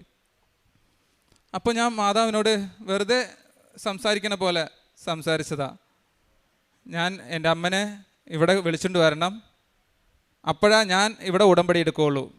അങ്ങനെയെന്ന് ഞാൻ പ്രാർത്ഥിച്ചതല്ല, സംസാരിച്ചതാ. അടുത്ത ആഴ്ച തന്നെ അമ്മ ബെഡിൽ നിന്ന് ഇറങ്ങി, യൂറിൻ ട്യൂബ് അഴിച്ചെടുത്ത് മാറ്റി. അമ്മയ്ക്ക് ഒരു മാറ്റം എങ്ങനെയാണെന്ന് വന്നതെന്ന് അപ്പോഴും വന്നില്ല എനിക്ക്. അതിൻ്റെ അടുത്ത ആഴ്ച ഡോക്ടർ വന്ന് പറഞ്ഞാൾ ഇതെങ്ങനെ ഇങ്ങനെ സംഭവിച്ചേ, കിട്ടില്ല എന്ന് പറഞ്ഞ ആൾ എങ്ങനെ ഇങ്ങനെ എഴുന്നേറ്റ് നടന്നേ എന്ന് പറഞ്ഞ ഡോക്ടർ അതിശയിച്ചു. 6% ബ്ലഡ് ഉണ്ടായ ശരീരത്തിൽ ഇപ്പോൾ 9%. എങ്ങനെ ഇങ്ങനെ പറ്റി എന്ന് പറഞ്ഞ ഒരു ഇത്. അപ്പോൾ അടുത്ത മാസം തന്നെ ഞാൻ ജൂൺ മാസം 24-ാം തീയതി ഞാൻ ഉടമ്പടി എടുത്തു. ഇവിടെ അമ്മനെ വിളിച്ചിട്ട് വന്ന് ഞാൻ ഉടമ്പടി എടുത്തു. അത് മാതാവ് എനിക്ക് തന്ന തിരിച്ചടിയാണ്. ഞാൻ കർത്താവിനെയും മാതാവിനെയും മറന്നു എന്ന് പറഞ്ഞ ഒരു തിരിച്ചടിയാണ്. ഞാൻ അമ്മനെ ഇവിടെ നേരെ വിളിച്ചിട്ട് വന്നു, ഉടമ്പടി എടുത്തു, അച്ഛനോട് നിർത്തി പ്രാർത്ഥിച്ചു, കൈവച്ച് പ്രാർത്ഥിച്ചു, തിരിച്ച് വിളിച്ചുകൊണ്ട് പോയി. അതിൻ്റെ അടുത്ത മാസം തന്നെ വീട്ടിൽ ഡിസ്ചാർജായി വീട്ടിലേക്ക് വന്നു. ഒറ്റ ഗുളികയും മരുന്നും ഞാൻ കൊടുത്തില്ല. അമ്മയ്ക്ക് ഈ ഉപ്പും തേനും തൈലവും ഒക്കെ യൂസ് ചെയ്ത് ഞാൻ അമ്മനെ നോക്കി, അമ്മനെ കൂടെ ഇരുന്ന് നോക്കി. അതിൻ്റെ 3 മാസം കഴിഞ്ഞ് പുതുക്കാൻ വരുമ്പോൾ അമ്മയ്ക്ക് പുതുക്കിയിട്ട് ഞാൻ പോയപ്പോൾ ഇവിടെ ഇരുന്ന് പ്രാർത്ഥിച്ചു, ഉള്ളിലിരുന്ന് പ്രാർത്ഥിച്ചു. എന്തിനാന്ന് വെച്ചാൽ ഞാൻ അടുത്ത പ്രാവശ്യം വരുമ്പോൾ അമ്മയുടെ റിപ്പോർട്ടിൽ ഒന്നും ഉണ്ടാവാൻ പാടില്ല എന്ന് പ്രാർത്ഥിച്ചു. അതേപോലെ തന്നെ പെറ്റ് സ്കാനിൽ ഒന്നുമില്ല എന്ന് പറഞ്ഞു ഡോക്ടർ. ശരിക്കും മാതാവും നല്ല തൊട്ടതാണ്, അമ്മനെയും ഞങ്ങളെ കുടുംബത്തെയും നല്ലൊരു തൊട്ടതാണ്. ഞങ്ങൾ വിശ്വാസം ഇല്ലാണ്ടിരുന്ന ഞങ്ങളെ ഇപ്പോൾ വിശ്വാസത്തോട് വീട്ടിൽ മുടങ്ങാണ്ട് കുടുംബ പ്രാർത്ഥന നടക്കുന്നുണ്ട്. ഞങ്ങൾ എല്ലാ ആരാധനയിലും പങ്കെടുക്കുന്നുണ്ട്, ഉപവാസം ഇരുന്ന് പ്രാർത്ഥിക്കുന്നുണ്ട്. ഇപ്പോൾ എൻ്റെ അമ്മയുടെ ശരീരത്തിൽ 11% ബ്ലഡ് ഉണ്ട്. അമ്മ ഇപ്പോഴും ഗുളികയും മരുന്നും ഒന്നും കഴിക്കണില്ല. ഞങ്ങളുടെ പ്രാർത്ഥന മാത്രമേ ഉള്ളൂ. ഞാൻ അമ്മനെ കൊണ്ടുവന്ന് 2 വാക്ക് പ്രാർത്ഥിപ്പിക്കാം. എങ്ങനെ പറയണമെന്ന് എനിക്കറിയില്ല. ஆனால் എൻ്റെ പ്രാർത്ഥന 36 കൊല്ലം കൊണ്ട് മുൻപ് തുടങ്ങിയുള്ള പ്രാർത്ഥനയാണ്. ഈ പ്രാർത്ഥനയിൽ മകൻ എപ്പോഴും ഉണ്ടാവില്ല. എന്നാലും എനിക്കെൻ്റെ ഒരാശ, അവർ പ്രാർത്ഥിക്കണം. അതിന് വേണ്ടിയിട്ട് പല കാര്യങ്ങൾ ആരംഭത്തിൽ തുടങ്ങി എന്നെ ഓരോ പടിയെ എന്നെ കൂട്ടി വിട്ട് വന്നേക്കണ കർത്താവ്. ആ സമയത്തും എൻ്റെ കൊന്ത പോകുമ്പോഴും വരുമ്പോഴും ജോലിക്ക് പോകുമ്പോഴും ഇരിക്കുമ്പോഴൊക്കെ കൊന്തയുണ്ട്. ആ പ്രാർത്ഥനയിലും മാതാവുണ്ട്. അങ്ങനെ പോയിട്ടിരിക്കുമ്പോഴാണ് പ്രാർത്ഥനയിൽ 2 പേരും പങ്കെടുക്കണില്ല, അവർക്ക് പ്രാർത്ഥിക്കാൻ അറിയില്ല എന്നുള്ളൊരു വിശ്വാസം എനിക്ക് വന്നു. അങ്ങനെ ഇരിക്കുമ്പോഴേ പറഞ്ഞൊക്കെ നോക്കി. പക്ഷേ ദൈവം അവർക്ക് വേണ്ടിയിട്ട് ഒരടയാളം കാണിച്ചു കൊടുത്തതാണെന്നുള്ളത് എനിക്ക് വിശ്വാസമുണ്ട്. അതുമല്ല, 1 മാസം കഴിഞ്ഞ് ആശുപത്രിയിൽ കിടന്ന് 1 മാസം കഴിയാറായപ്പോഴേക്കും എനിക്ക് ആരുമില്ലാത്ത ഒരു സമയത്തിൽ ഒരു ഡോക്ടറും ഒരു നേഴ്സും എൻ്റെ അടുത്ത് വന്നു. അവരെൻ്റെ അടുത്ത് എല്ലാ കാര്യങ്ങളും ചോദിച്ചിട്ട് എനിക്ക് ഒന്നും പറയാൻ പറ്റിയില്ല. എല്ലാം നേഴ്സാണ് പറഞ്ഞത്. അപ്പം തന്നെ ഡോക്ടർ നേഴ്സിനോട് പറഞ്ഞ്, നിങ്ങൾ ഇന്ന് വാർഡ് മാറ്റിയിട്ട് അവിടെ കിടത്ത് ഞാൻ നോക്കിക്കോളാം എന്ന് പറഞ്ഞിട്ട് പോയി. അങ്ങനെ പറഞ്ഞോളൂ, ഞാൻ നോക്കിക്കോളാം എന്ന് പറഞ്ഞിട്ട് പോയി. അതിനുശേഷം വാർഡ് മാറ്റി എല്ലാ കാര്യങ്ങളും ചെയ്ത് സ്കാൻ എടുത്ത് എല്ലാം ചെയ്ത് കഴിഞ്ഞതിന് ശേഷമാണ്. അതിനു മുമ്പ് മോനോട് പറഞ്ഞ കാര്യങ്ങളൊന്നും എനിക്കറിയില്ല. ഞാനും മാതാവാണ് വന്നേക്കണതൊന്നും എനിക്ക് അറിയില്ല. എന്നാലും ഞാൻ പറഞ്ഞില്ല. പിന്നീടാണ് എനിക്ക് മനസ്സിലായത്, ഞാൻ നോക്കിക്കോളാം എന്നൊരു വാക്ക് എൻ്റെ മനസ്സിൻ്റെ ഉള്ളിൽ കിടന്ന്. ഇനിയൊന്ന് ഞാൻ വെളുപ്പിന് 3 മണിക്ക് ഇത്രയും കൊല്ലങ്ങളും ഇപ്പോഴും ഇന്നും അത് അങ്ങനെ തന്നെയാണ് പ്രാർത്ഥിച്ച് എഴുന്നേറ്റിരുന്ന് മണിക്കൂറോളം പ്രാർത്ഥിക്കും ഞാൻ. ആ ഇടത്തിലും മക്കളുടെ പ്രാർത്ഥന എപ്പോഴും ഉണ്ടായിരിക്കണം എന്നുള്ളൊരു പ്രാർത്ഥനയിലായിരുന്നു ഞാൻ. അപ്പോൾ അതിനുശേഷം ഇപ്പം ഞങ്ങൾ വീട്ടിൽ വന്ന് 3 മാസത്തിന് മുമ്പ് വന്ന് ഉടമ്പടി പുതുപ്പിക്കാൻ വന്നപ്പോൾ അതിനുശേഷമാണ് ഇവർ തന്നെ പ്രാർത്ഥിക്കാനായിട്ട് ആരംഭിച്ചു. അത് ഇംഗ്ലീഷിലുള്ള ഇതായിരുന്നാലും മലയാളത്തിലായിരുന്നാലും മംഗ്ലീഷ് എന്ന് പറഞ്ഞ മാതിരി ഒരു ബുക്ക് വാങ്ങിച്ച് അവർ തന്നെ പ്രാർത്ഥിക്കാൻ സമയമായി കഴിയുമ്പോൾ അമ്മ വാ നമുക്ക് പ്രാർത്ഥന എത്തിക്കാം എന്നും പറഞ്ഞിട്ട് വിളിക്കണ അളവുക്ക് അവർ വന്നിട്ടുണ്ട്. എനിക്കിനി പറയാനുള്ളത്, എൻ്റെ കൂടെ നിന്ന് എന്നെ നോക്കാനായിട്ട് ഇങ്ങനെ വളഞ്ഞു കിടക്കണം. ഞാൻ നിവർന്ന് നിൽക്കാൻ പറ്റില്ല. 3 ആൾ താങ്ങിയാലേ പിടിക്കാൻ പറ്റൂ, നടക്കാൻ പറ്റുള്ളൂ. അങ്ങനെ ഇരുന്ന എന്നെ മകനും മോളും 2 പേരും കൂടി ചേർന്ന് രണ്ടുപേരുടെ ജോലി റിസൈൻ ചെയ്തും കൊണ്ട് എൻ്റെ കൂടെ നിന്ന് എന്നെ പരിപാലിച്ച് എന്നെ കൂട്ടിയിട്ടിരുന്ന് ഇപ്പോഴും എനിക്ക് വേണ്ടിയിട്ട് അവർ 2 പേരും പ്രയത്നിക്കുകയാണ്. മാതാവിന് ഞങ്ങളുടെ കൂടെയുണ്ട്. ആ മാതാവിന് ഞങ്ങൾ കോടി നന്ദി പറയാനും തീരില്ല. കർത്താവിനും അങ്ങനെ തന്നെ. പ്രേക്ഷിത പ്രവർത്തനങ്ങളെന്ന് പറഞ്ഞു കഴിഞ്ഞാൽ ആരംഭത്തിൽ തുടങ്ങി, ഇപ്പോൾ മോൻ ജനിച്ചപ്പോൾ തുടങ്ങിയുള്ളത് എന്ന് പറയാം. ഒരു ബർത്ത്ഡേ വന്നു കഴിഞ്ഞാൽ അവന് ഡ്രസ്സും എന്നിട്ട് കേക്കും എന്ത് സാധനം വാങ്ങിക്കണ കാശുണ്ടായിരുന്നു. അവനൊന്നും ഞാൻ ചെയ്തിട്ടില്ല. ആ കാശ് എടുത്ത് വെച്ച് അനാഥാലയങ്ങളിൽ കൊണ്ടുപോയി കൊടുത്ത് അവർക്ക് ഭക്ഷണം കൊടുക്കാനുള്ള ഒരു ഏർപ്പാട് എല്ലാ കൊല്ലവും ചെയ്യും. അവർക്കുടെ കൂടെ ഇരുന്ന് ഒരു നേരത്തെ ഭക്ഷണവും കഴിച്ചിട്ട് ഞാൻ വരും. അതാണ് മകൻ്റെ ബർത്ത്ഡേയുടെ ഫംഗ്ഷൻ ഒരു ആശീർവാദം. അതേമാതിരി തന്നെ ഇപ്പോഴും ഞങ്ങൾ ഒരു 10 പേർക്കെങ്കിൽ 10 പേർക്ക് കൊണ്ടുപോയി ഭക്ഷണം കൊടുക്കും.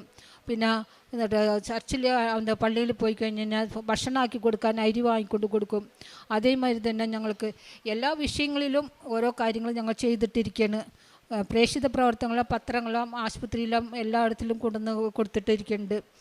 ഇങ്ങനെയൊക്കെ ഞങ്ങളൊക്കെ വഴി നടത്തി കാത്തു വരുവാഴ്ച കൊണ്ടുവരുന്ന ദൈവം തമ്പുരാനും കർത്താവ് യേശുവിനും ഞങ്ങളുടെ മാതാവിനും ഞങ്ങൾക്ക് വേണ്ടി അപേക്ഷിച്ച മാതാവിനും കോടി നന്ദി പറഞ്ഞുകൊണ്ട് എൻ്റെ വാക്കുകൾ അവസാനിപ്പിക്കുന്നു. സനിത, എൻ്റെ വീട് മൂവാറ്റുപുഴയാണ്. ഞാൻ 2024 ജനുവരി 18-ാം തീയതിയാണ് ആദ്യമായിട്ട് ഇവിടെ വരുന്നത്. ഇവിടെ വരുമ്പോൾ എനിക്ക് ഇങ്ങോട്ട് വരുന്നതെന്നൊന്നും എനിക്ക് അറിയത്തില്ല.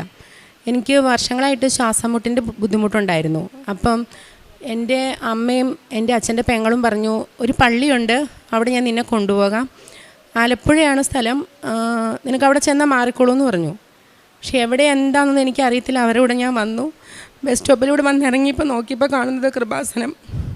അപ്പോൾ ഞാൻ ഓർത്തു ഇവിടെയാണോ വന്നത്, കാരണം ഞാൻ ഇതിനു മുമ്പ് പല സ്ഥലത്തും വെച്ച് എനിക്ക് പലരും എനിക്ക് പത്രം തന്നിട്ടുണ്ട്, ഞാൻ വാങ്ങിയിട്ടില്ല.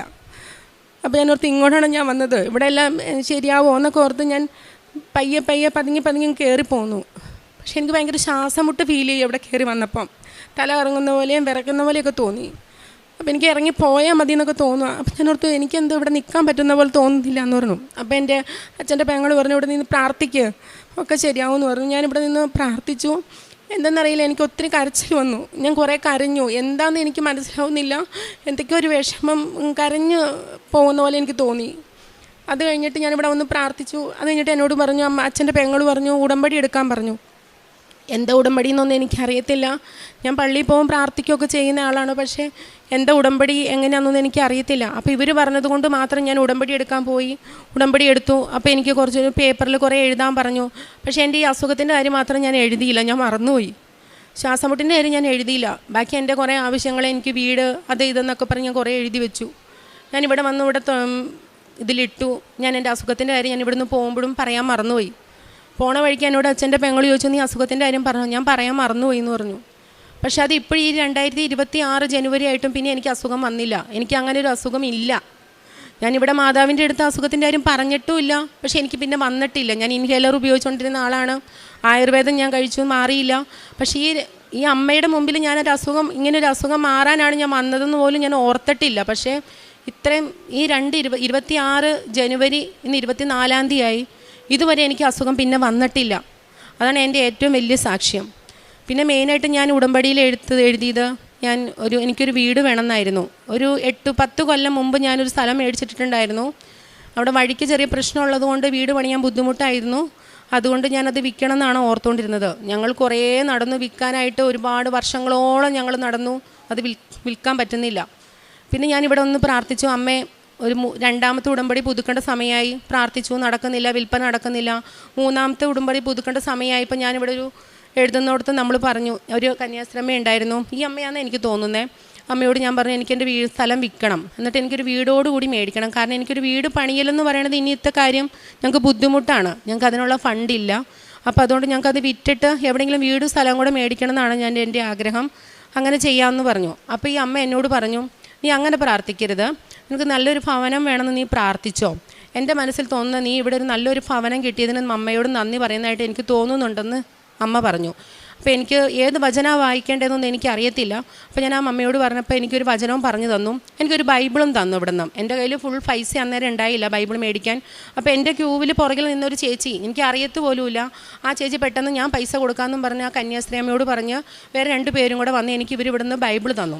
എന്നിട്ട് എനിക്ക് അതിൻ്റെ അകത്തൊരു മാർക്ക് ചെയ്യാൻ പറ്റത്തില്ല, പറഞ്ഞു തന്നു ഇന്ന വചനം വായിച്ചാൽ മതിയെന്ന്. ഞാൻ ഊണിനും ഉറക്കത്തിലും ഒക്കെ ഞാൻ ഈ വചനം പറഞ്ഞുകൊണ്ടിരുന്നു. അത്ഭുതം എന്ന് പറയാം. എനിക്ക് എങ്ങനെ സംഭവിച്ചു എന്ന് എനിക്കറിയത്തില്ല. എനിക്ക് ഫണ്ടില്ലായിരുന്നു. പക്ഷേ ജനുവരി 2025 ജനുവരിയിൽ ഡേറ്റ് ഞാൻ മറന്നുപോയി. എൻ്റെ പെരയ്ക്ക് ഞങ്ങൾ കുറ്റിയടിച്ചു. കാരണം സ്ഥലം വിൽപ്പനയായില്ല, അവിടെ വീട് വെക്കാനാണ് അമ്മയ്ക്ക് ആഗ്രഹം എന്ന് എനിക്ക് തോന്നി. അതിനുള്ളിൽ തന്നെ ഞങ്ങൾക്ക് വഴി മേടിക്കാനായിട്ടും ഒരു സാഹചര്യം ഉണ്ടാവുകയും ആ വഴി ഞങ്ങൾക്ക് വാങ്ങാനും പറ്റി.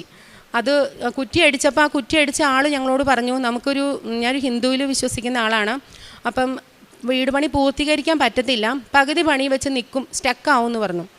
അപ്പോൾ ഞാൻ മനസ്സിലോർത്തു, എന്നോട് ആ കന്യാസ്ത്രീയമ്മ പറഞ്ഞത് ഫുൾ വീട് പണി പൂർത്തീകരിച്ച് നല്ലൊരു ഭവനം തന്നു എന്നും പറഞ്ഞ് ഇവിടെ നിന്ന് സാക്ഷ്യം പറയുമെന്ന് അമ്മ എന്നോട് പറഞ്ഞതല്ലേ. അപ്പോൾ എനിക്ക് മാതാവിൽ വിശ്വാസമായി. ഞാൻ പറഞ്ഞു, പൈസ ഇല്ലെങ്കിലും വീട് പണി പൂർത്തീകരിക്കാൻ പറ്റും, എനിക്ക് നടക്കും എന്നൊരു വിശ്വാസം ഉണ്ടായി. ജനുവരി പെരമണി തുടങ്ങി. കഴിഞ്ഞ സെപ്റ്റംബറിൽ ഞങ്ങൾ പാല് കാച്ചി. ഞാനൊരു 800 സ്ക്വയർ ഫീറ്റ് വീട് പകുതി പണിക്ക് നിൽക്കുമെന്ന് പറഞ്ഞ വീട് ഒരു 1200 സ്ക്വയർ ഫീറ്റിൽ ഒരു 2 നില വീടായിട്ട് ഫുൾ പണി തീർത്ത് എനിക്ക് പാല് കാച്ചി താമസിക്കാൻ പറ്റി. അപ്പോൾ എൻ്റെ വീടിൻ്റെ ഫ്രണ്ടിലേക്ക് നോക്കുമ്പോൾ എനിക്ക് മാതാവ് നിൽക്കുന്ന പോലെയാണ് തോന്നുന്നത്. എപ്പോഴും ഞാനിങ്ങനെ ഫ്രണ്ടിലേക്ക് നോക്കും, കാരണം അമ്മ വന്ന് നിൽക്കുന്ന പോലെ എനിക്ക് ഫീൽ ചെയ്യുന്നുണ്ട്. കാരണം ആ വീട് എനിക്ക് എൻ്റെ അമ്മ തന്നതാണ്, അമ്മ ഇല്ലെങ്കിൽ എനിക്ക് വീടില്ല. അങ്ങനെ അതാണ് എൻ്റെ രണ്ടാമത്തെ സാക്ഷ്യം. പിന്നെ എൻ്റെ കുഞ്ഞ് SLC പഠിക്കുമായിരുന്നു. പഠിക്കാൻ കുഴപ്പമൊന്നുമില്ലായിരുന്ന ആൾ. പക്ഷെ എന്നാലും ഞാൻ അമ്മയോട് പറഞ്ഞു, നല്ല മാർക്ക്, എല്ലാ മക്കളും നന്നായിട്ട് പഠിക്കുന്നു, എൻ്റെ കുഞ്ഞിനും നന്നായിട്ട് പഠിക്കാൻ പറ്റണമെന്ന് പറഞ്ഞു. അവൾക്ക് നല്ല മാർക്കോടുകൂടി അവൾക്ക് പാസ്സാവാൻ പറ്റി. നല്ല സ്കൂളിൽ തന്നെ അഡ്മിഷനും കിട്ടി. ഞാൻ മാധവനോട് എപ്പോഴും കടപ്പെട്ടിരിക്കുന്നു. കാരണം ഞാനിവിടെ വന്നില്ലായിരുന്നെങ്കിൽ എനിക്കൊരു പക്ഷേ ആ വീട് എനിക്ക് കിട്ടുമെന്ന് എനിക്ക് ഒരു ഉറപ്പുമില്ല. അമ്മയില്ലെങ്കിൽ എനിക്ക് ആ വീടില്ല. ആ വീട് ഇപ്പം എന്താ പറയുക, വന്ന് കണ്ടവരെല്ലാവരും പറഞ്ഞു ഒരു സ്വപ്നം പോലത്തെ ഒരു വീട്. കാരണം ശരിക്കും ആ ഇതിലേക്ക് നോക്കുമ്പോൾ അറിയാൻ പറ്റും മാധവ് അവിടെ ഇരിക്കുന്ന പോലെ. എനിക്കതാണ് ഇപ്പോൾ ഫീല് ചെയ്യുന്നത്. പിന്നെ ഞാൻ പ്രേക്ഷിത പ്രവർത്തനം എന്ന് പറയാനായിട്ട് ഞാൻ വീടുകൾ തോറുമാണ് ഞാൻ പത്രം കൊടുക്കാൻ പോകുന്നത്. ഓരോ വീട്ടിലും ചെന്ന് അവരെ കണ്ട് വീട്ടിലുള്ള ആൾക്കാരോട് വിശേഷമൊക്കെ പറഞ്ഞ്, അവരെ ബുദ്ധിമുട്ടുള്ളവരോട് ഈ മാതാവിൻ്റെ കഥകളെല്ലാം പറഞ്ഞ്, എൻ്റെ അനുഭവങ്ങൾ പറഞ്ഞ് എല്ലാം പറഞ്ഞ് അവർക്കും ഭയങ്കര ആകാംക്ഷയായി. ഒരുപാട് പേര് വരുന്നുണ്ട്, അവരെ സ്ഥലം അറിയാത്തവരുണ്ട്, ദൂരെ കൊണ്ടുപോകാൻ ആളില്ലാത്തവരുണ്ട്. പക്ഷേ ഞാൻ പറഞ്ഞു, പത്രം പിടിച്ചോ, പ്രാർത്ഥിച്ചോ, വീട്ടിലിരുന്ന് പ്രാർത്ഥിച്ചോ, പോകാൻ പറ്റിയില്ലെങ്കിലും കുഴപ്പമില്ല, അമ്മ കൂടെ വരും, അമ്മ എല്ലായിടത്തും വരുന്നതാണ്, അമ്മ നിങ്ങളുടെ വീട്ടിലേക്കും വരും എന്ന് പറഞ്ഞ് പ്രാർത്ഥിക്കാറുണ്ട്. അങ്ങനെയാണ് ഞാൻ പത്രം കൊടുക്കുന്നത്. പിന്നെ രോഗികളുടെ അടുത്ത് പോകാറുണ്ട്, ഹോസ്പിറ്റലിൽ പോയി കാണാറുണ്ട്. പിന്നെ ജോലി ഞാൻ ആഗ്രഹിച്ചിരുന്നതാണ് ഒരു ജോലി. അപ്പം ഞാൻ ഒത്തിരി പേരുണ്ടായിരുന്നു ഇൻ്റർവ്യൂവിന്. അപ്പോൾ എനിക്ക് കിട്ടുന്ന ഒരു ചാൻസും ഇല്ലായിരുന്നു. എൻ്റെ റാങ്ക് വന്നത് 3ാം റാങ്കാണ്. പക്ഷേ എന്തോ അത്ഭുതം എന്ന് പറയുക, 2ാമത്തെ ആളാണ് കയറേണ്ടത്. പക്ഷേ 2ാമത്തെ ആളെ വിളിക്കാണ്ട് 3ാമത്തെ റാങ്കുകാരിയായി എന്നെയാണ് ജോലിക്ക് സെലക്ട് ചെയ്തത്. അതെനിക്ക് ഭയങ്കര അത്ഭുതമായിപ്പോയി. കാരണം കാസ്റ്റ് വൈസ് വന്നപ്പോൾ എനിക്കായിരുന്നു ആ ഓപ്ഷൻ വന്നത്. അതുകൊണ്ട് എനിക്ക് ആ ജോലി കിട്ടി. 2ാമത്തെ ആൾ മാറിപ്പോയി. പുള്ളിക്കാരത്തിയോട് ഞാൻ പറഞ്ഞു, ഞാനിങ്ങനെ പള്ളിയിൽ വന്ന് പ്രാർത്ഥിച്ചു, അതുകൊണ്ടാണ് എനിക്ക് ഈ ജോലി കിട്ടിയത്. പുള്ളിക്കാരത്തെയും ഭയങ്കരമായിട്ട് വിശ്വസിക്കാൻ തുടങ്ങി. എൻ്റെ ഫ്രണ്ട്സിനോടൊക്കെ ഞാൻ പറഞ്ഞു, അവരൊക്കെ കൂടുതലും പേര് ഇവിടെ വരുന്നുണ്ട് ഇപ്പം എൻ്റെ അനുഭവം കൊണ്ട്. പിന്നെ അനാഥാലയത്തിൽ ഞാൻ പോകും. കുട്ടികൾക്ക് അവർക്ക് വേണ്ടുന്ന എന്നെക്കൊണ്ട് കഴിയാവുന്ന സഹായം ഞാൻ ചെയ്യും. പിന്നെ കുഞ്ഞുങ്ങൾക്ക് ബാഗില്ലാത്തവർക്ക് ബാഗ്, വസ്ത്രമില്ലാത്തവർക്ക് വസ്ത്രം, പിന്നെ ഫുഡ് മേടിക്കാനൊക്കെ ആയിട്ട് എൻ്റെ അടുത്തായിട്ട് ആര് വന്നാലും എന്നെക്കൊണ്ട് കഴിയാവുന്ന ഞാൻ സഹായം ചെയ്യാറുണ്ട്. എന്നെക്കൊണ്ട് പറ്റുന്നത് ഞാൻ ചെയ്യാറുണ്ട്. ഈ അൾത്താരയിൽ ഇങ്ങനെ വന്ന് നിൽക്കാൻ എനിക്ക് ഒരിക്കലും പ്രതീക്ഷിച്ചില്ല. കാരണം 2 കൊല്ലമായുള്ളൂ ഞാനിവിടെ വന്നിട്ട്. ആ 2 കൊല്ലത്തിനുള്ളിൽ എനിക്ക് എപ്പോഴും എന്ത് കാര്യത്തിനും എനിക്കൊരു തടസ്സമോ എന്തെങ്കിലും ബുദ്ധിമുട്ടോ വന്നാൽ എനിക്കറിയാം എവിടെന്നെങ്കിലും ഒരു പോസിറ്റീവ് എനിക്ക് വരുന്നുണ്ട്. അത് ഈ അമ്മ കാരണമെന്ന് എനിക്കറിയാം. പക്ഷെ ഞാൻ ഒത്തിരി പ്രേക്ഷിത പ്രവർത്തനം അല്ലെങ്കിൽ ഒത്തിരി ഞാൻ എന്നെക്കൊണ്ട് കഴിയാറില്ല. എനിക്ക് പറ്റുന്നത് ഞാൻ ചെയ്യാറുള്ളൂ. പക്ഷേ ഞാൻ ഊണിലും ഉറക്കത്തിലും എപ്പോഴും ഈ അമ്മയുടെ പ്രാർത്ഥനയും വചനങ്ങളും ഞാൻ ചൊല്ലാറുണ്ട്. നടക്കണ വഴിക്കൊക്കെ ഞാൻ ചൊല്ലിക്കൊണ്ട് നടക്കുന്നത്. എനിക്കറിയില്ല, ഒരു പാട്ട് പോലെ എൻ്റെ വായിൽ ഇങ്ങനെ എപ്പോഴും വന്നുകൊണ്ടിരിക്കും വചനങ്ങൾ. ഉറക്കത്തിൽ ഞാൻ അബോധാവസ്ഥ നല്ല ഉറക്കത്തിൽ പോലും എനിക്ക് എപ്പോഴും എൻ്റെ വചനം മനസ്സിൽ വരുക. അപ്പോൾ ഞാൻ പറഞ്ഞത് എന്നാന്ന് അറിയാൻ പാടില്ല, എൻ്റെ മനസ്സിൽ ഇങ്ങനെ എപ്പോഴും വചനം വരുന്നത്. ഇപ്പോഴാണെങ്കിലും എപ്പോഴും ഇങ്ങനെ മനസ്സിൽ വചനം വരും. അമ്മ എൻ്റെ കൂടെ ഉണ്ടെന്നുള്ളൊരു വിശ്വാസത്തിന്മേലാണ് ഞാൻ മുന്നോട്ട് പോകുന്നത്. ഇനി ഞാൻ അമ്മയുടെ കൂടെ തന്നെ ഉണ്ടായിരിക്കും. അമ്മയുള്ള ആദ്യമായി അമ്മയ്ക്കും തിരുക്കുമാരനും ഞാൻ നന്ദി പറയുന്നു. എൻ്റെ പേര് സക്രിയ സ്റ്റീഫൻ. ഞാൻ വരുന്നത് മുണ്ടക്കയത്തു നിന്നാണ്. ഞാൻ സെൻറ് തോമസ് ഓർത്തഡോക്സ് ഇടവകയാണ്. ഞാനിവിടെ ഉടമ്പടി എടുക്കാൻ വന്ന 23/8/2023. അതിന് കാരണം 2022 ഞാൻ എൻജിനീയറിംഗ് എക്സാം പാസ്സാകാതെ ഫെയിൽഡായിപ്പോയി. എനിക്ക് 14 സപ്ലി ഉണ്ടായിരുന്നു എക്സാമിന്. അതപ്പം ഞാൻ അതൊന്നും കാര്യമാക്കാതെ പിന്നെ എഴുതാമെന്ന് വിചാരിച്ചു. അപ്പം ഭയങ്കര മാനസിക സംഘർഷമുള്ള സമയമായിരുന്നു ആ ടൈം. അപ്പം എൻ്റെ അമ്മ പറഞ്ഞു, ഇതാണ് എൻ്റെ അമ്മ. അപ്പം അമ്മ പറഞ്ഞു എന്നോട്, എടാ നീ വന്ന് കൃപാസനത്തിൽ വന്ന് ഉടമ്പടി എടുക്ക്. പക്ഷേ എനിക്ക് അതിനോട് ഒട്ടും വിശ്വാസമില്ലാത്ത ഒരു വ്യക്തിയായിരുന്നു ഞാൻ. മറ്റുള്ളവർ പറയുമ്പോൾ കളിയാക്കുമ്പം ഞാൻ പറയും കൃപാസനം വെറും ഫ്രോഡാ, കൃപാസനത്തിൽ പേപ്പർ ഒക്കെ ചുമ്മാ വണ്ടിയുടെ അതിനകത്ത് ഇട്ട് വണ്ടി ഓടും എന്നൊക്കെ പറഞ്ഞ ഒത്തിരി ആക്ഷേപങ്ങൾ ന്യൂസിലൂടെ ഇതുമൊക്കെ വരുന്നുണ്ട്. ഞാനും അങ്ങനെ കുറ്റപ്പെടുത്തിക്കൊണ്ടിരുന്ന ഒരു വ്യക്തിയാണ്. പക്ഷേ 23 ഞാനിവിടെ വന്ന് കൃപാസനത്തിൽ വന്ന് ഉടമ്പടി എടുത്തു. ഇവിടെ വന്ന് ഉടമ്പടി എടുത്തു ആദ്യത്തെ ഒരാഴ്ചയൊക്കെ കുഴപ്പമില്ലാതെ പോയി. പിന്നീട് അത് വീണ്ടും പയ്യെ ഉഴപ്പായി. ആ സമയത്ത് എൻ്റെ എക്സാം വന്നു. ആദ്യത്തെ എക്സാം ഞാൻ എഴുതി. 14 എക്സാം ഉണ്ട്. ആദ്യത്തെ എക്സാം എഴുതിയപ്പോൾ 2 എണ്ണം കിട്ടി. ബാക്കി വീണ്ടും 12 എണ്ണം കിടക്കുക. പക്ഷേ ഞാൻ വീണ്ടും ഇവിടെ വന്ന് പ്രാർത്ഥിച്ചു ഒക്കെ അങ്ങനെ പോയി. പക്ഷേ എന്നിട്ടും ഞാൻ അമ്മയോട് പറഞ്ഞു, അമ്മ ഈ പ്രാവശ്യം പ്രാർത്ഥിച്ചു. ഞാൻ അന്നപ്പം വിശ്വാസം എനിക്ക് കുറച്ച് ആയി തുടങ്ങി. ഞാൻ പ്രാർത്ഥിക്കാനൊക്കെ തുടങ്ങി. അപ്പോൾ അങ്ങനെ എഴുതി കഴിഞ്ഞപ്പം 2 എക്സാം വീണ്ടും ഞാൻ എഴുതി. പക്ഷേ ഫെയിൽഡായിപ്പോയി. അന്നപ്പോഴാണ് നമ്മുടെ ജോസഫ് അച്ഛൻ യൂട്യൂബിലൂടെ പറഞ്ഞു, റീവാലുവേഷന് കൊടുക്കാൻ പറ്റുന്നവർക്കെല്ലാം കൊടുക്കാം, ആ എക്സാം ജയിക്കും. അപ്പം ഞാനതൊട്ടും വിചാരിച്ചില്ല. പക്ഷേ അമ്മ എന്നോട് പറഞ്ഞു, എടാ നീ കൊടുക്ക്, ചിലപ്പം ജയിക്കും. അച്ഛൻ പറഞ്ഞില്ല, ജോസഫ് അച്ഛൻ ഇങ്ങനെ റീവാലുവേഷൻ്റെ കാര്യം പറഞ്ഞല്ലോ. അങ്ങനെ ഞാൻ അവിടെ പോയി റീവാലുവേഷന് കൊടുത്തു. റിസൾട്ട് വന്നപ്പോൾ ആ 2 എണ്ണം ജയിച്ചു. വീണ്ടും 10 എണ്ണം കിടക്കുക. പക്ഷേ അന്നപ്പോൾ 2024 എത്താറാകാറായി. 2023 ടൈമിലാണ് ഈ സമയം നടക്കുന്നത്. 10 എണ്ണം എക്സാം. ലാസ്റ്റ് ഞാൻ ഇവിടെ വന്ന് ജോസഫ് അച്ഛനെ കണ്ടു. അച്ഛനോട് പറഞ്ഞു, അച്ഛൻ ഇങ്ങനെ ഇതാണ്. അപ്പോൾ അച്ഛൻ എന്നോട് പറഞ്ഞു, നീ ജയിച്ചോളും പറഞ്ഞ് അച്ഛൻ എന്നെ പ്രാർത്ഥിച്ചു വിട്ടു. അങ്ങനെ ഞാൻ എക്സാം എഴുതാൻ വേണ്ടി പോയി. 10 എക്സാമിന് വേണ്ടി 10 എക്സാം എന്ന് പറഞ്ഞാൽ കണ്ടിന്യൂസ് ആണ്. 6-7 ദിവസം രാവിലെ ഉച്ചയ്ക്ക്, അങ്ങനെ രാവിലെ വൈകിട്ട് അങ്ങനെയൊക്കെ ആയിരുന്നു മൊത്തത്തിൽ എഴുതേണ്ടത്. അങ്ങനെ എഴുതി. എനിക്കറിയത്തില്ല ഏതൊക്കെ എക്സാമാണ്. 4 ചിലപ്പോൾ ഒരു എക്സാമിൻ്റെ പേപ്പറിനകത്ത് 4 പേപ്പർ വരെയൊക്കെ ഞാൻ എഴുതുള്ളൂ. കാരണം എനിക്ക് അത്ര എഴുതാൻ പറ്റുള്ളൂ എന്നെയും കൊണ്ട്. ബാക്കിയെല്ലാം ഞാൻ എൻ്റെ ഇരിക്കുന്ന കാശിരൂപമുണ്ട്. കാശിരൂപം കൊണ്ട് ഞാൻ അവിടെ ഇരുന്ന് പിതാവിനും പുത്രനും പരിശുദ്ധ ആത്മാവിനും ഇങ്ങനെ കൊന്തല്ലുകയും അതൊക്കെ ചെയ്യുകയായിരുന്നു. എല്ലാം പേപ്പറിനും എല്ലാം 4 പേപ്പർ നോക്കുമ്പം തന്നെ എനിക്കറിയാം ഇത് ഫെയിൽഡായി പോവും ഞാൻ എക്സാം. ഒരു കാര്യം, ടീച്ചേഴ്സ് വരുമ്പോൾ ചോദിക്കും എന്തെങ്കിലും എഴുതുന്നുണ്ടോ, ഇനി ഇപ്പോൾ എന്ന് ജയിക്കും, ഇത്ര എക്സാം ഇല്ലേ. പക്ഷേ ഇങ്ങനെ ഞാൻ പറഞ്ഞു, ഞാൻ 4 ആകെ അതിനകത്ത് നോക്കുമ്പം തന്നെ ടീച്ചേഴ്സ് നോക്കുമ്പം തന്നെ അറിയാം, ജയിക്കാൻ പാടാ. 4 പേപ്പറിനകത്ത് എഴുതിയിട്ട് എന്ത് മാർക്ക് കിട്ടാനാണ്? 10-60 മാർക്ക് കിട്ടണം, എങ്കിലേ ജയിക്കുകയുള്ളൂ. പക്ഷേ ഞാൻ കാശിരൂപം ഇരുന്ന് ഈ കാശിരൂപം വെച്ച് പ്രാർത്ഥിച്ച് നമ്മൾ റബ്ബ് ചെയ്യുന്ന പോലെ ഇങ്ങനെ ഇരുന്ന് വരച്ച് ഇങ്ങനെ കൊന്തയും ചൊല്ലി ഒക്കെ ഇരിക്കുമായിരുന്നു. അവസാനം അതുപോലെ തന്നെ ഒരു എക്സാം എനിക്ക് അറിയത്ത് പോലുമില്ല. ആ എക്സാം ഡേറ്റ് വന്നു, പക്ഷേ ഞാൻ ആ എക്സാം എഴുതാൻ പോലും അന്നത്തെ ദിവസമാണെന്ന് പോലും അറിയാതെ പെട്ടെന്നൊരു ദിവസം അമ്മ എന്നോട് ചോദിച്ചു, ചേട്ടാ നിനക്ക് എന്നാ എക്സാം? ഞാൻ പറഞ്ഞു, അമ്മ എനിക്കിന്ന് 11:30 തോന്നുന്നു, അപ്പോൾ ഇന്നാണോ ആ എക്സാം ഡേറ്റ്? പക്ഷേ ഞാൻ ഉടനെ തന്നെ അവിടെ കോളേജിൽ പോയി ആ എക്സാം എഴുതി. ഇത് പഠിക്കാത്ത എക്സാമാണ്. ആ എക്സാം എഴുതാൻ വേണ്ടി ഞാൻ അവിടെ ചെന്നു. ഇത് പറഞ്ഞു. അങ്ങനെ ഒരു 2 മാസം കാലാവധി കഴിഞ്ഞു. റിസൾട്ട് വന്നപ്പോൾ ഞാൻ ഫുൾ പാസ്. 10 എക്സാമും ഞാൻ ഫുൾ പാസ്സായി ജയിച്ചു. അതുപോലെ തന്നെ എനിക്ക് വേറൊരു എക്സാമുണ്ട്. ഒരു UK ബേസ്ഡ് കമ്പനി, UK-യുടെ ഒരു എക്സാം ആയിരുന്നു. ആ എക്സാം എന്ന് പറഞ്ഞാൽ 1.5 ലക്ഷം രൂപയാണ് ആ എക്സാമിന്. അത് ഒരു എക്സാം എഴുതണമെങ്കിൽ. കാരണം ആദ്യത്തെ എക്സാം എഴുതി അതിന് 3 തിയറി പേപ്പറാണ്.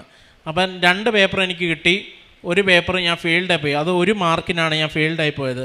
അതും ഞാനിവിടെ വന്ന് ജോസഫ് അച്ഛനെ കണ്ടു. അച്ഛൻ എന്നെ പ്രാർത്ഥിച്ച് വിട്ടു. ഞാൻ അവിടെ ചെന്ന് കാശിരൂപം എൻ്റെ കയ്യിലുണ്ടായിരുന്നു. കാശിരൂപവും ഉപ്പും ഇതെല്ലാം. എല്ലായിടത്തും ഞാൻ പോകുമ്പോൾ ഉപ്പ് ഒന്നെങ്കിൽ വെളിയിലോ അല്ലെങ്കിൽ കോളേജിൻ്റെ എക്സാം സെൻറ്ററിൻ്റെ അകത്തോ ഒക്കെ ഇടും. ഈ എക്സാമിന് ആദ്യത്തെ പോയി എക്സാം എഴുതി 2 മാർക്കിനാണ് ഞാൻ തോറ്റുപോയത്. എനിക്ക് 70% വേണം, അതിനകത്ത് 2 മാർക്കിന് ഞാൻ തോറ്റുപോയി. വീണ്ടും ആ എക്സാം എഴുതാൻ വേണ്ടി കഴിഞ്ഞ ഡിസംബർ 7-ാം തീയതി ഞാനിവിടെ വന്ന് മാതാവിനെയും കണ്ട് പറഞ്ഞിട്ട് പോയി, മാതാവ് എനിക്ക് കിട്ടണം, എന്നെ മാതാവിൻ്റെ അപേക്ഷ പോലെ ഇരിക്കും പറഞ്ഞ എല്ലാം. ഞാൻ അവിടെ ചെന്നു, എക്സാം എഴുതി. എക്സാം എഴുതിയപ്പോഴും ഞാൻ കാൽക്കുലേറ്റ് ചെയ്യുമ്പം ടാബേലായിരുന്നു ചെയ്യേണ്ടത് എക്സാം.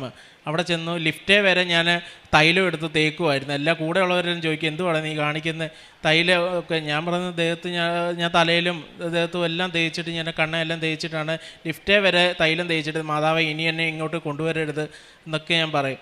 അവിടെ ചെന്ന് കയറി ഞാൻ എക്സാം എഴുതി എല്ലാം ചെയ്ത് കഴിഞ്ഞിട്ടും ഞാൻ കാൽക്കുലേറ്റ് ചെയ്തപ്പോൾ ഒരു 30 മാർക്കൊക്കെ ഉള്ളായിരിക്കും. എനിക്ക് 56 മാർക്ക് വേണം ജയിക്കാൻ.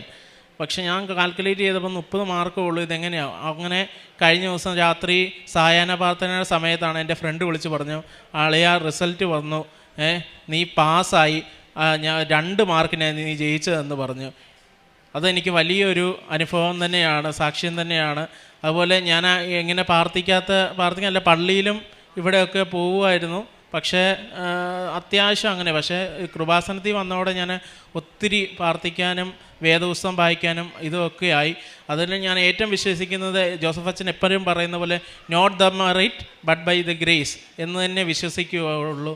അതുപോലെ തന്നെയാണ് എൻ്റെ ഒരു ചേച്ചിയുടെ ജോലിയുടെ ഒരു പ്രശ്നമുണ്ടായി UK-ൽ. ആ ചേച്ചിക്ക് ജോലി ഇല്ലാതെ വന്നു. അവിടെ ഞാൻ നിയോഗം വെച്ച് പ്രാർത്ഥിച്ചപ്പം അതും നടന്നു. അതുപോലെ തന്നെയാണ് ഞങ്ങളുടെ ഒരു സ്ഥലത്തിൻ്റെ പ്രശ്നം 7 വർഷമായി. അതിനുവേണ്ടി ഞങ്ങൾ ശക്തമായി പ്രാർത്ഥിച്ചു. ഞാനും അമ്മയും എല്ലാം ഇരുന്ന് പ്രാർത്ഥിച്ചു. അതുപോലെ അമ്മ ഒരു ദിവസം പോയി അവിടെ പോയി ഉപ്പിട്ടതിൻ്റെ 2ാമത്തെ ദിവസം ആ സ്ഥലം വിറ്റുപോകുകയും ചെയ്തു. അതൊരു വലിയ സാക്ഷ്യം. ഒത്തിരി അനുഭവങ്ങൾ കൃപാസനത്തിൽ വന്നതോടെ ഞങ്ങൾക്ക് കിട്ടി. അതുപോലെ തന്നെയാണ് പത്രം, എൻ്റെ ഈ കൃപാസനത്തിൻ്റെ പത്രം ഒരു ദിവസം വീട്ടിന് റിനോവേഷൻ സമയത്ത് കാണാതെ പോയി. ഞാൻ വീട്ടിലില്ലായിരുന്നു. വൈകുന്നേരം വീട്ടിൽ വന്നപ്പം ഞാൻ പ്രാർത്ഥിക്കാൻ വേണ്ടി പത്രം എടുത്തപ്പം പത്രം കാണുന്നില്ല, ഉടമ്പടി പത്രം കാണുന്നില്ല. ഈ ഉടമ്പടി പത്രം അപ്പം ഞാൻ തപ്പി, വീട് മൊത്തം തപ്പി, ഒന്നും ഒരു വഴിയില്ല. അവസാനം അമ്മയോട് ചോദിച്ചു, അമ്മ എന്നെ ചെയ്യും, ഇത് എവിടെ പോയി അറിയത്തില്ല. ഇനി വേസ്റ്റ് വന്നപ്പം ഞങ്ങൾ അവിടെ ഒരു ഇടത്ത് കൊണ്ടുവന്ന് കളയുകയും ചെയ്തു. ആ കളയാൻ കൊണ്ടുപോയി വേറെ 2 ചേട്ടന്മാരാണ്, അവരെ എടുത്തുകൊണ്ട് ഇതും കൂടി കൊണ്ടുപോയി കളയുകയും ചെയ്തു. അമ്മയ്ക്ക് അങ്ങനെ, അമ്മയും ഞാനും അന്ന് വൈകിട്ടിരുന്ന് പ്രാർത്ഥിച്ച് ഒരു വഴിയില്ല, സങ്കടപ്പെട്ടാണ് നമ്മൾ പ്രാർത്ഥിക്കുന്നത്. കാരണം ഉടമ്പടി പത്രമാണ്, ഇനിയും കിട്ടത്തില്ല, അല്ലെങ്കിൽ ഇനി വീണ്ടും വന്ന് ആദ്യമായിട്ട് ഉടമ്പടിയൊക്കെ എടുത്ത് വരേണ്ടി വരും. അവിടെ ചെന്ന് അതുപോലെ അന്ന് രാത്രി അമ്മ ഇവിടെ വീട്ടിൽ കിടന്നുറങ്ങുന്ന സമയത്ത് അമ്മയുടെ മനസ്സിൽ മഴവില്ലൊക്കെ കാണിച്ചു. മഴവില്ല് കാണിക്കുകയും എടാ ഇതിങ്ങനെ അമ്മയുടെ മനസ്സിൽ കാണിച്ചു, ഏതൊരു തോട്ടം സ്ഥലം എന്നൊക്കെ. അപ്പം അമ്മ പറഞ്ഞു, എടാ എൻ്റെ സംശയമുണ്ട്, അവിടെ മാതാവ് ഇങ്ങനെ രാത്രി കാണിക്കുന്നു, മനസ്സിൽ വന്ന് കാണിച്ചു, അവിടെ ഈ തോട്ടത്തിൽ നിൻ്റെ കാശീരൂപവും ഈ പത്രവും ഇതെല്ലാം അവിടെ കിടപ്പുണ്ടെന്ന് കാണിക്കുന്നുണ്ട്. അതുപോലെ പിറ്റേ ദിവസം രാവിലെ ഭയങ്കര മഴയായിരുന്നു. അതൊരു ഈ പന്നിയും ഇതൊക്കെ വരുന്ന സ്ഥലമാണ്. അവിടെ ചെന്ന് രാവിലെ ഞാനും അമ്മയും കൂടി നടന്ന് അങ്ങ് അവിടെ ചെന്ന് നോക്കിയപ്പം മഴയൊക്കെ പെയ്ത് ഈ പത്രത്തിനൊന്നും പറ്റിയില്ല, കാശിരൂപവും പോയില്ല, ഈ പത്രത്തിൻ്റെ സൈഡ് മാത്രം പോയുള്ളൂ.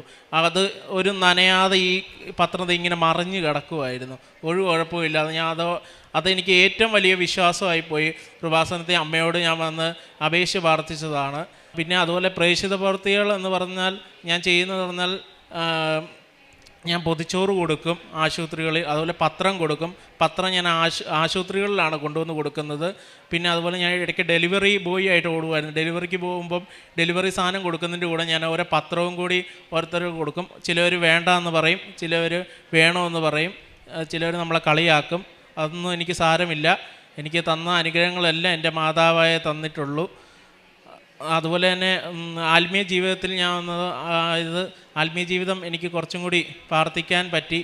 അതുപോലെ വേദപുസ്തകമൊക്കെ ജസ്റ്റ് ഒന്ന് വായിച്ച് വിടും, അങ്ങനെയൊക്കെ ഉള്ളായിരുന്നു. പക്ഷേ വേദപുസ്തകം നല്ല വൃത്തിയായി അത് മനസ്സിലാക്കി വായിക്കാൻ പറ്റി. അതുപോലെ തന്നെ ഞാൻ ദേഷ്യപ്പെടുന്നൊരു വ്യക്തിയായിരുന്നു. ഭയങ്കരമായിട്ട് ആരെങ്കിലും ഇപ്പം എന്തെങ്കിലും പറഞ്ഞാൽ പോലും ഞാൻ പെട്ടെന്ന് ചാടിക്കയറി ദേഷ്യപ്പെടും. അതൊക്കെ എനിക്ക് ഒത്തിരി മാറ്റം ഉണ്ടായി, ദേഷ്യപ്പെടുന്നതൊക്കെ സൈലൻ്റ് ആയിപ്പോയി. അതുപോലെ ഞാൻ ആര് സഹായം ചോദിച്ചാലും, സാമ്പത്തികമായാലും ആര് സഹായം എന്നോട് ചോദിച്ചാലും ഞാനത് ചെയ്തു കൊടുക്കും. ഇപ്പം പണ്ടൊക്കെ ഞാൻ നോ പറയുമായിരുന്നു, പക്ഷേ ഇപ്പം ഞാൻ എസ് എന്നാ പറയുള്ളൂ. എന്താവശ്യം ഉണ്ടെങ്കിലും ആർക്കും എപ്പം വിളിച്ചാലും ഞാൻ റെഡിയായിട്ട് കൊടുക്കും. അതൊക്കെ എനിക്ക് ഒരു ദൈവത്തിനോടും അല്ലെങ്കിൽ ആ മാതാവിനോടും ഇങ്ങോട്ട് വന്നതുകൊണ്ട് മാത്രമാണ്. പക്ഷേ എല്ലാവരോടും എനിക്ക് പറയാനുള്ളത്, കൃപാസനത്തിനെ ആരും തള്ളിപ്പറയരുത്. തള്ളിപ്പറഞ്ഞ ഒരു വ്യക്തിയാണ് ഞാനും എൻ്റെ ചേച്ചിയും. പക്ഷേ ഞങ്ങൾ അമ്മയോട് കളിയാക്കുകയൊക്കെ ചെയ്തു. പക്ഷേ ഞങ്ങളെ നേരെ തിരിച്ച് ഇവിടെ കൊണ്ടുവരേണ്ടി വന്നു. അമ്മയോടും കൃപാസന അമ്മയോടും എല്ലാം നന്ദി അറിയിക്കുന്നു. അമ്മയ്ക്കും തിരുക്കുമാരനും 1000 കോടി നന്ദി പറയുന്നു. അമ്മയുടെ പ്രത്യക്ഷീകരണത്തിൻ്റെ ഒരു സാക്ഷി ആകുവാനായിട്ട് എന്നെ, എൻ്റെ ഭവനത്തെ അനുഗ്രഹിച്ചതിനായി നന്ദിയോടെ സ്തോത്രം പറയുന്നു. ഇതെൻ്റെ മോന്, ഇതെൻ്റെ ബ്രദറ്. ഞാൻ എൻ്റെ ബ്രദറിൻ്റെ ഒരു സാക്ഷ്യത്തിന് വേണ്ടിയാണ് ഇപ്പോൾ ഞാൻ വന്നിരിക്കുന്നത്. ഞാൻ നേരത്തെ ഇവിടെ വന്നൊരു സാക്ഷ്യം പറഞ്ഞിട്ടുള്ളതാണ്. 2024 മെയ് 1-ാം തീയതി. ഇതെൻ്റെ 2ാമത്തെ സാക്ഷ്യമാണ്. ഞാൻ 21/11/2019 ആദ്യമായിട്ട് ഞാൻ സാക്ഷ്യം ഉടമ്പടി വന്ന് ഇവിടെ എടുത്തത്. അന്ന് ഉടമ്പടി എടുക്കാനായിട്ട് എൻ്റെ ജീവിതത്തിൽ ഒത്തിരി പ്രശ്നങ്ങളായിരുന്നു. വീട്ടിലെല്ലാം ഭയങ്കര പ്രശ്നങ്ങൾ, പല സംബന്ധമായ കേസ്, അങ്ങനെ ഓരോരോ പിള്ളേരുടെ വിദ്യാഭ്യാസം എല്ലാം ഉണ്ടായിരുന്നു. അങ്ങനെ ഒത്തിരി ബുദ്ധിമുട്ടുള്ള സമയത്താണ് ഞാനിവിടെ വന്ന് ഉടമ്പടി എടുക്കുകയും അതൊന്ന് ഞാൻ കാണാൻ വേണ്ടി ഇവിടെ വന്ന് നിന്ന് നോക്കിയപ്പം എനിക്ക് ഈ ഇവിടുത്തെ ജനങ്ങളുടെ ഇവിടെ വരുന്ന ആൾക്കാരുടെ ഇതെല്ലാം കണ്ടു കഴിഞ്ഞപ്പോൾ എനിക്ക് വളരെയധികം അത്ഭുതം തോന്നി. ഞാൻ ആ സ്പോട്ടിൽ തന്നെ എൻ്റെ മാതാവിൻ്റെ ആ സാന്നിധ്യം തിരിച്ചറിയും ഞാൻ അന്നേരം തന്നെ ഇവിടെ വന്ന് ഉടമ്പടി എടുത്ത് ഞാൻ പോവുകയായിരുന്നു. ഇപ്പോൾ ഞാൻ സാക്ഷ്യം എനിക്ക് നിരവധി അനുഗ്രഹങ്ങൾ എൻ്റെ മാതാവ് തന്നിട്ടുണ്ട്. ഒത്തിരി ഞാൻ നേരത്തെ സാക്ഷ്യം പറഞ്ഞതിനകത്ത് ഒത്തിരി ആയുള്ളതാണ്. ഇനിയിപ്പം ഞാൻ സാക്ഷ്യം പറഞ്ഞത് എൻ്റെ ബ്രദറിന് വേണ്ടിയാണ്. ഇതെൻ്റെ ഏക ഒരു ബ്രദറാണ്. ഞങ്ങളുടെ കുടുംബത്തിൽ 13 പെൺപിള്ളേർ കൂടെ ഉള്ള ഏക ഒരു ബ്രദറാണ് ഇവന് കല്യാണം കഴിഞ്ഞ് 2007 ഇവൻ കുമ്പസാരിച്ചില്ല. 18 വർഷമായിട്ട് ഇവൻ കുമ്പസാരിക്കുകയോ പള്ളിയിൽ പോവുകയോ, ഉള്ളിൽ ചിലപ്പം പ്രാർത്ഥന ഉണ്ടെന്നായിരിക്കും, പക്ഷേ ഞങ്ങളൊന്നും ആയിട്ട് ഇവനാ ഭയങ്കരമായിട്ട് മദ്യം ഉപയോഗിക്കുമായിരുന്നു, സിഗരറ്റ് വലിക്കുമായിരുന്നു. ഒരു ദിവസം 4 കുപ്പിയോളം.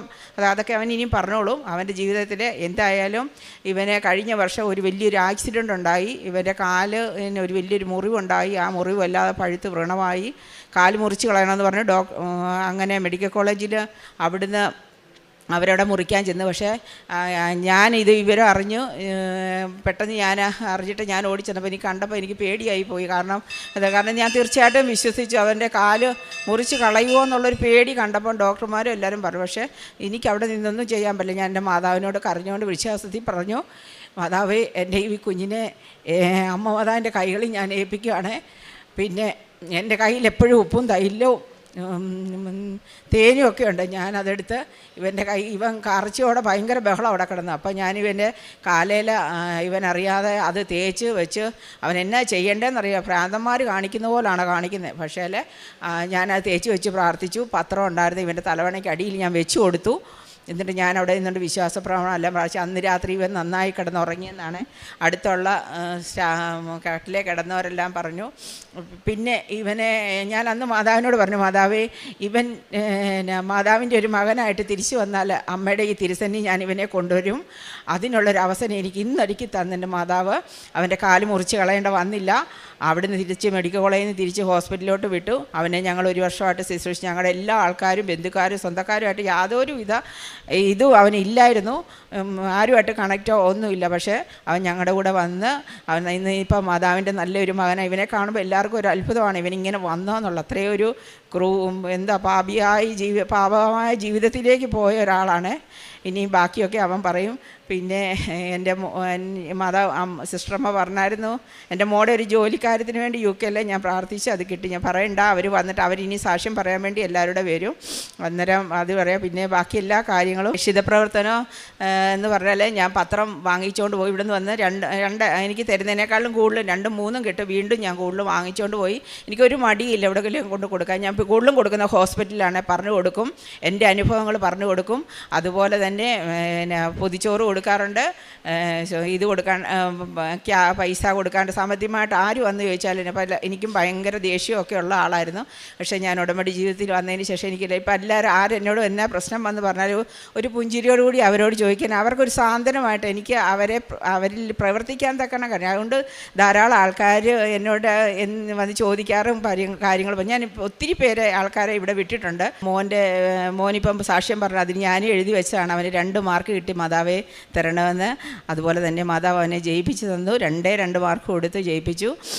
ഞാൻ കഴിഞ്ഞ 7-ാം തീയതി ഞങ്ങൾക്ക് ഇവിടെ വന്ന് മാതാവിനെ തൊട്ട് പ്രാർത്ഥിക്കാനുള്ളൊരു അവസരം എനിക്ക് തന്നു.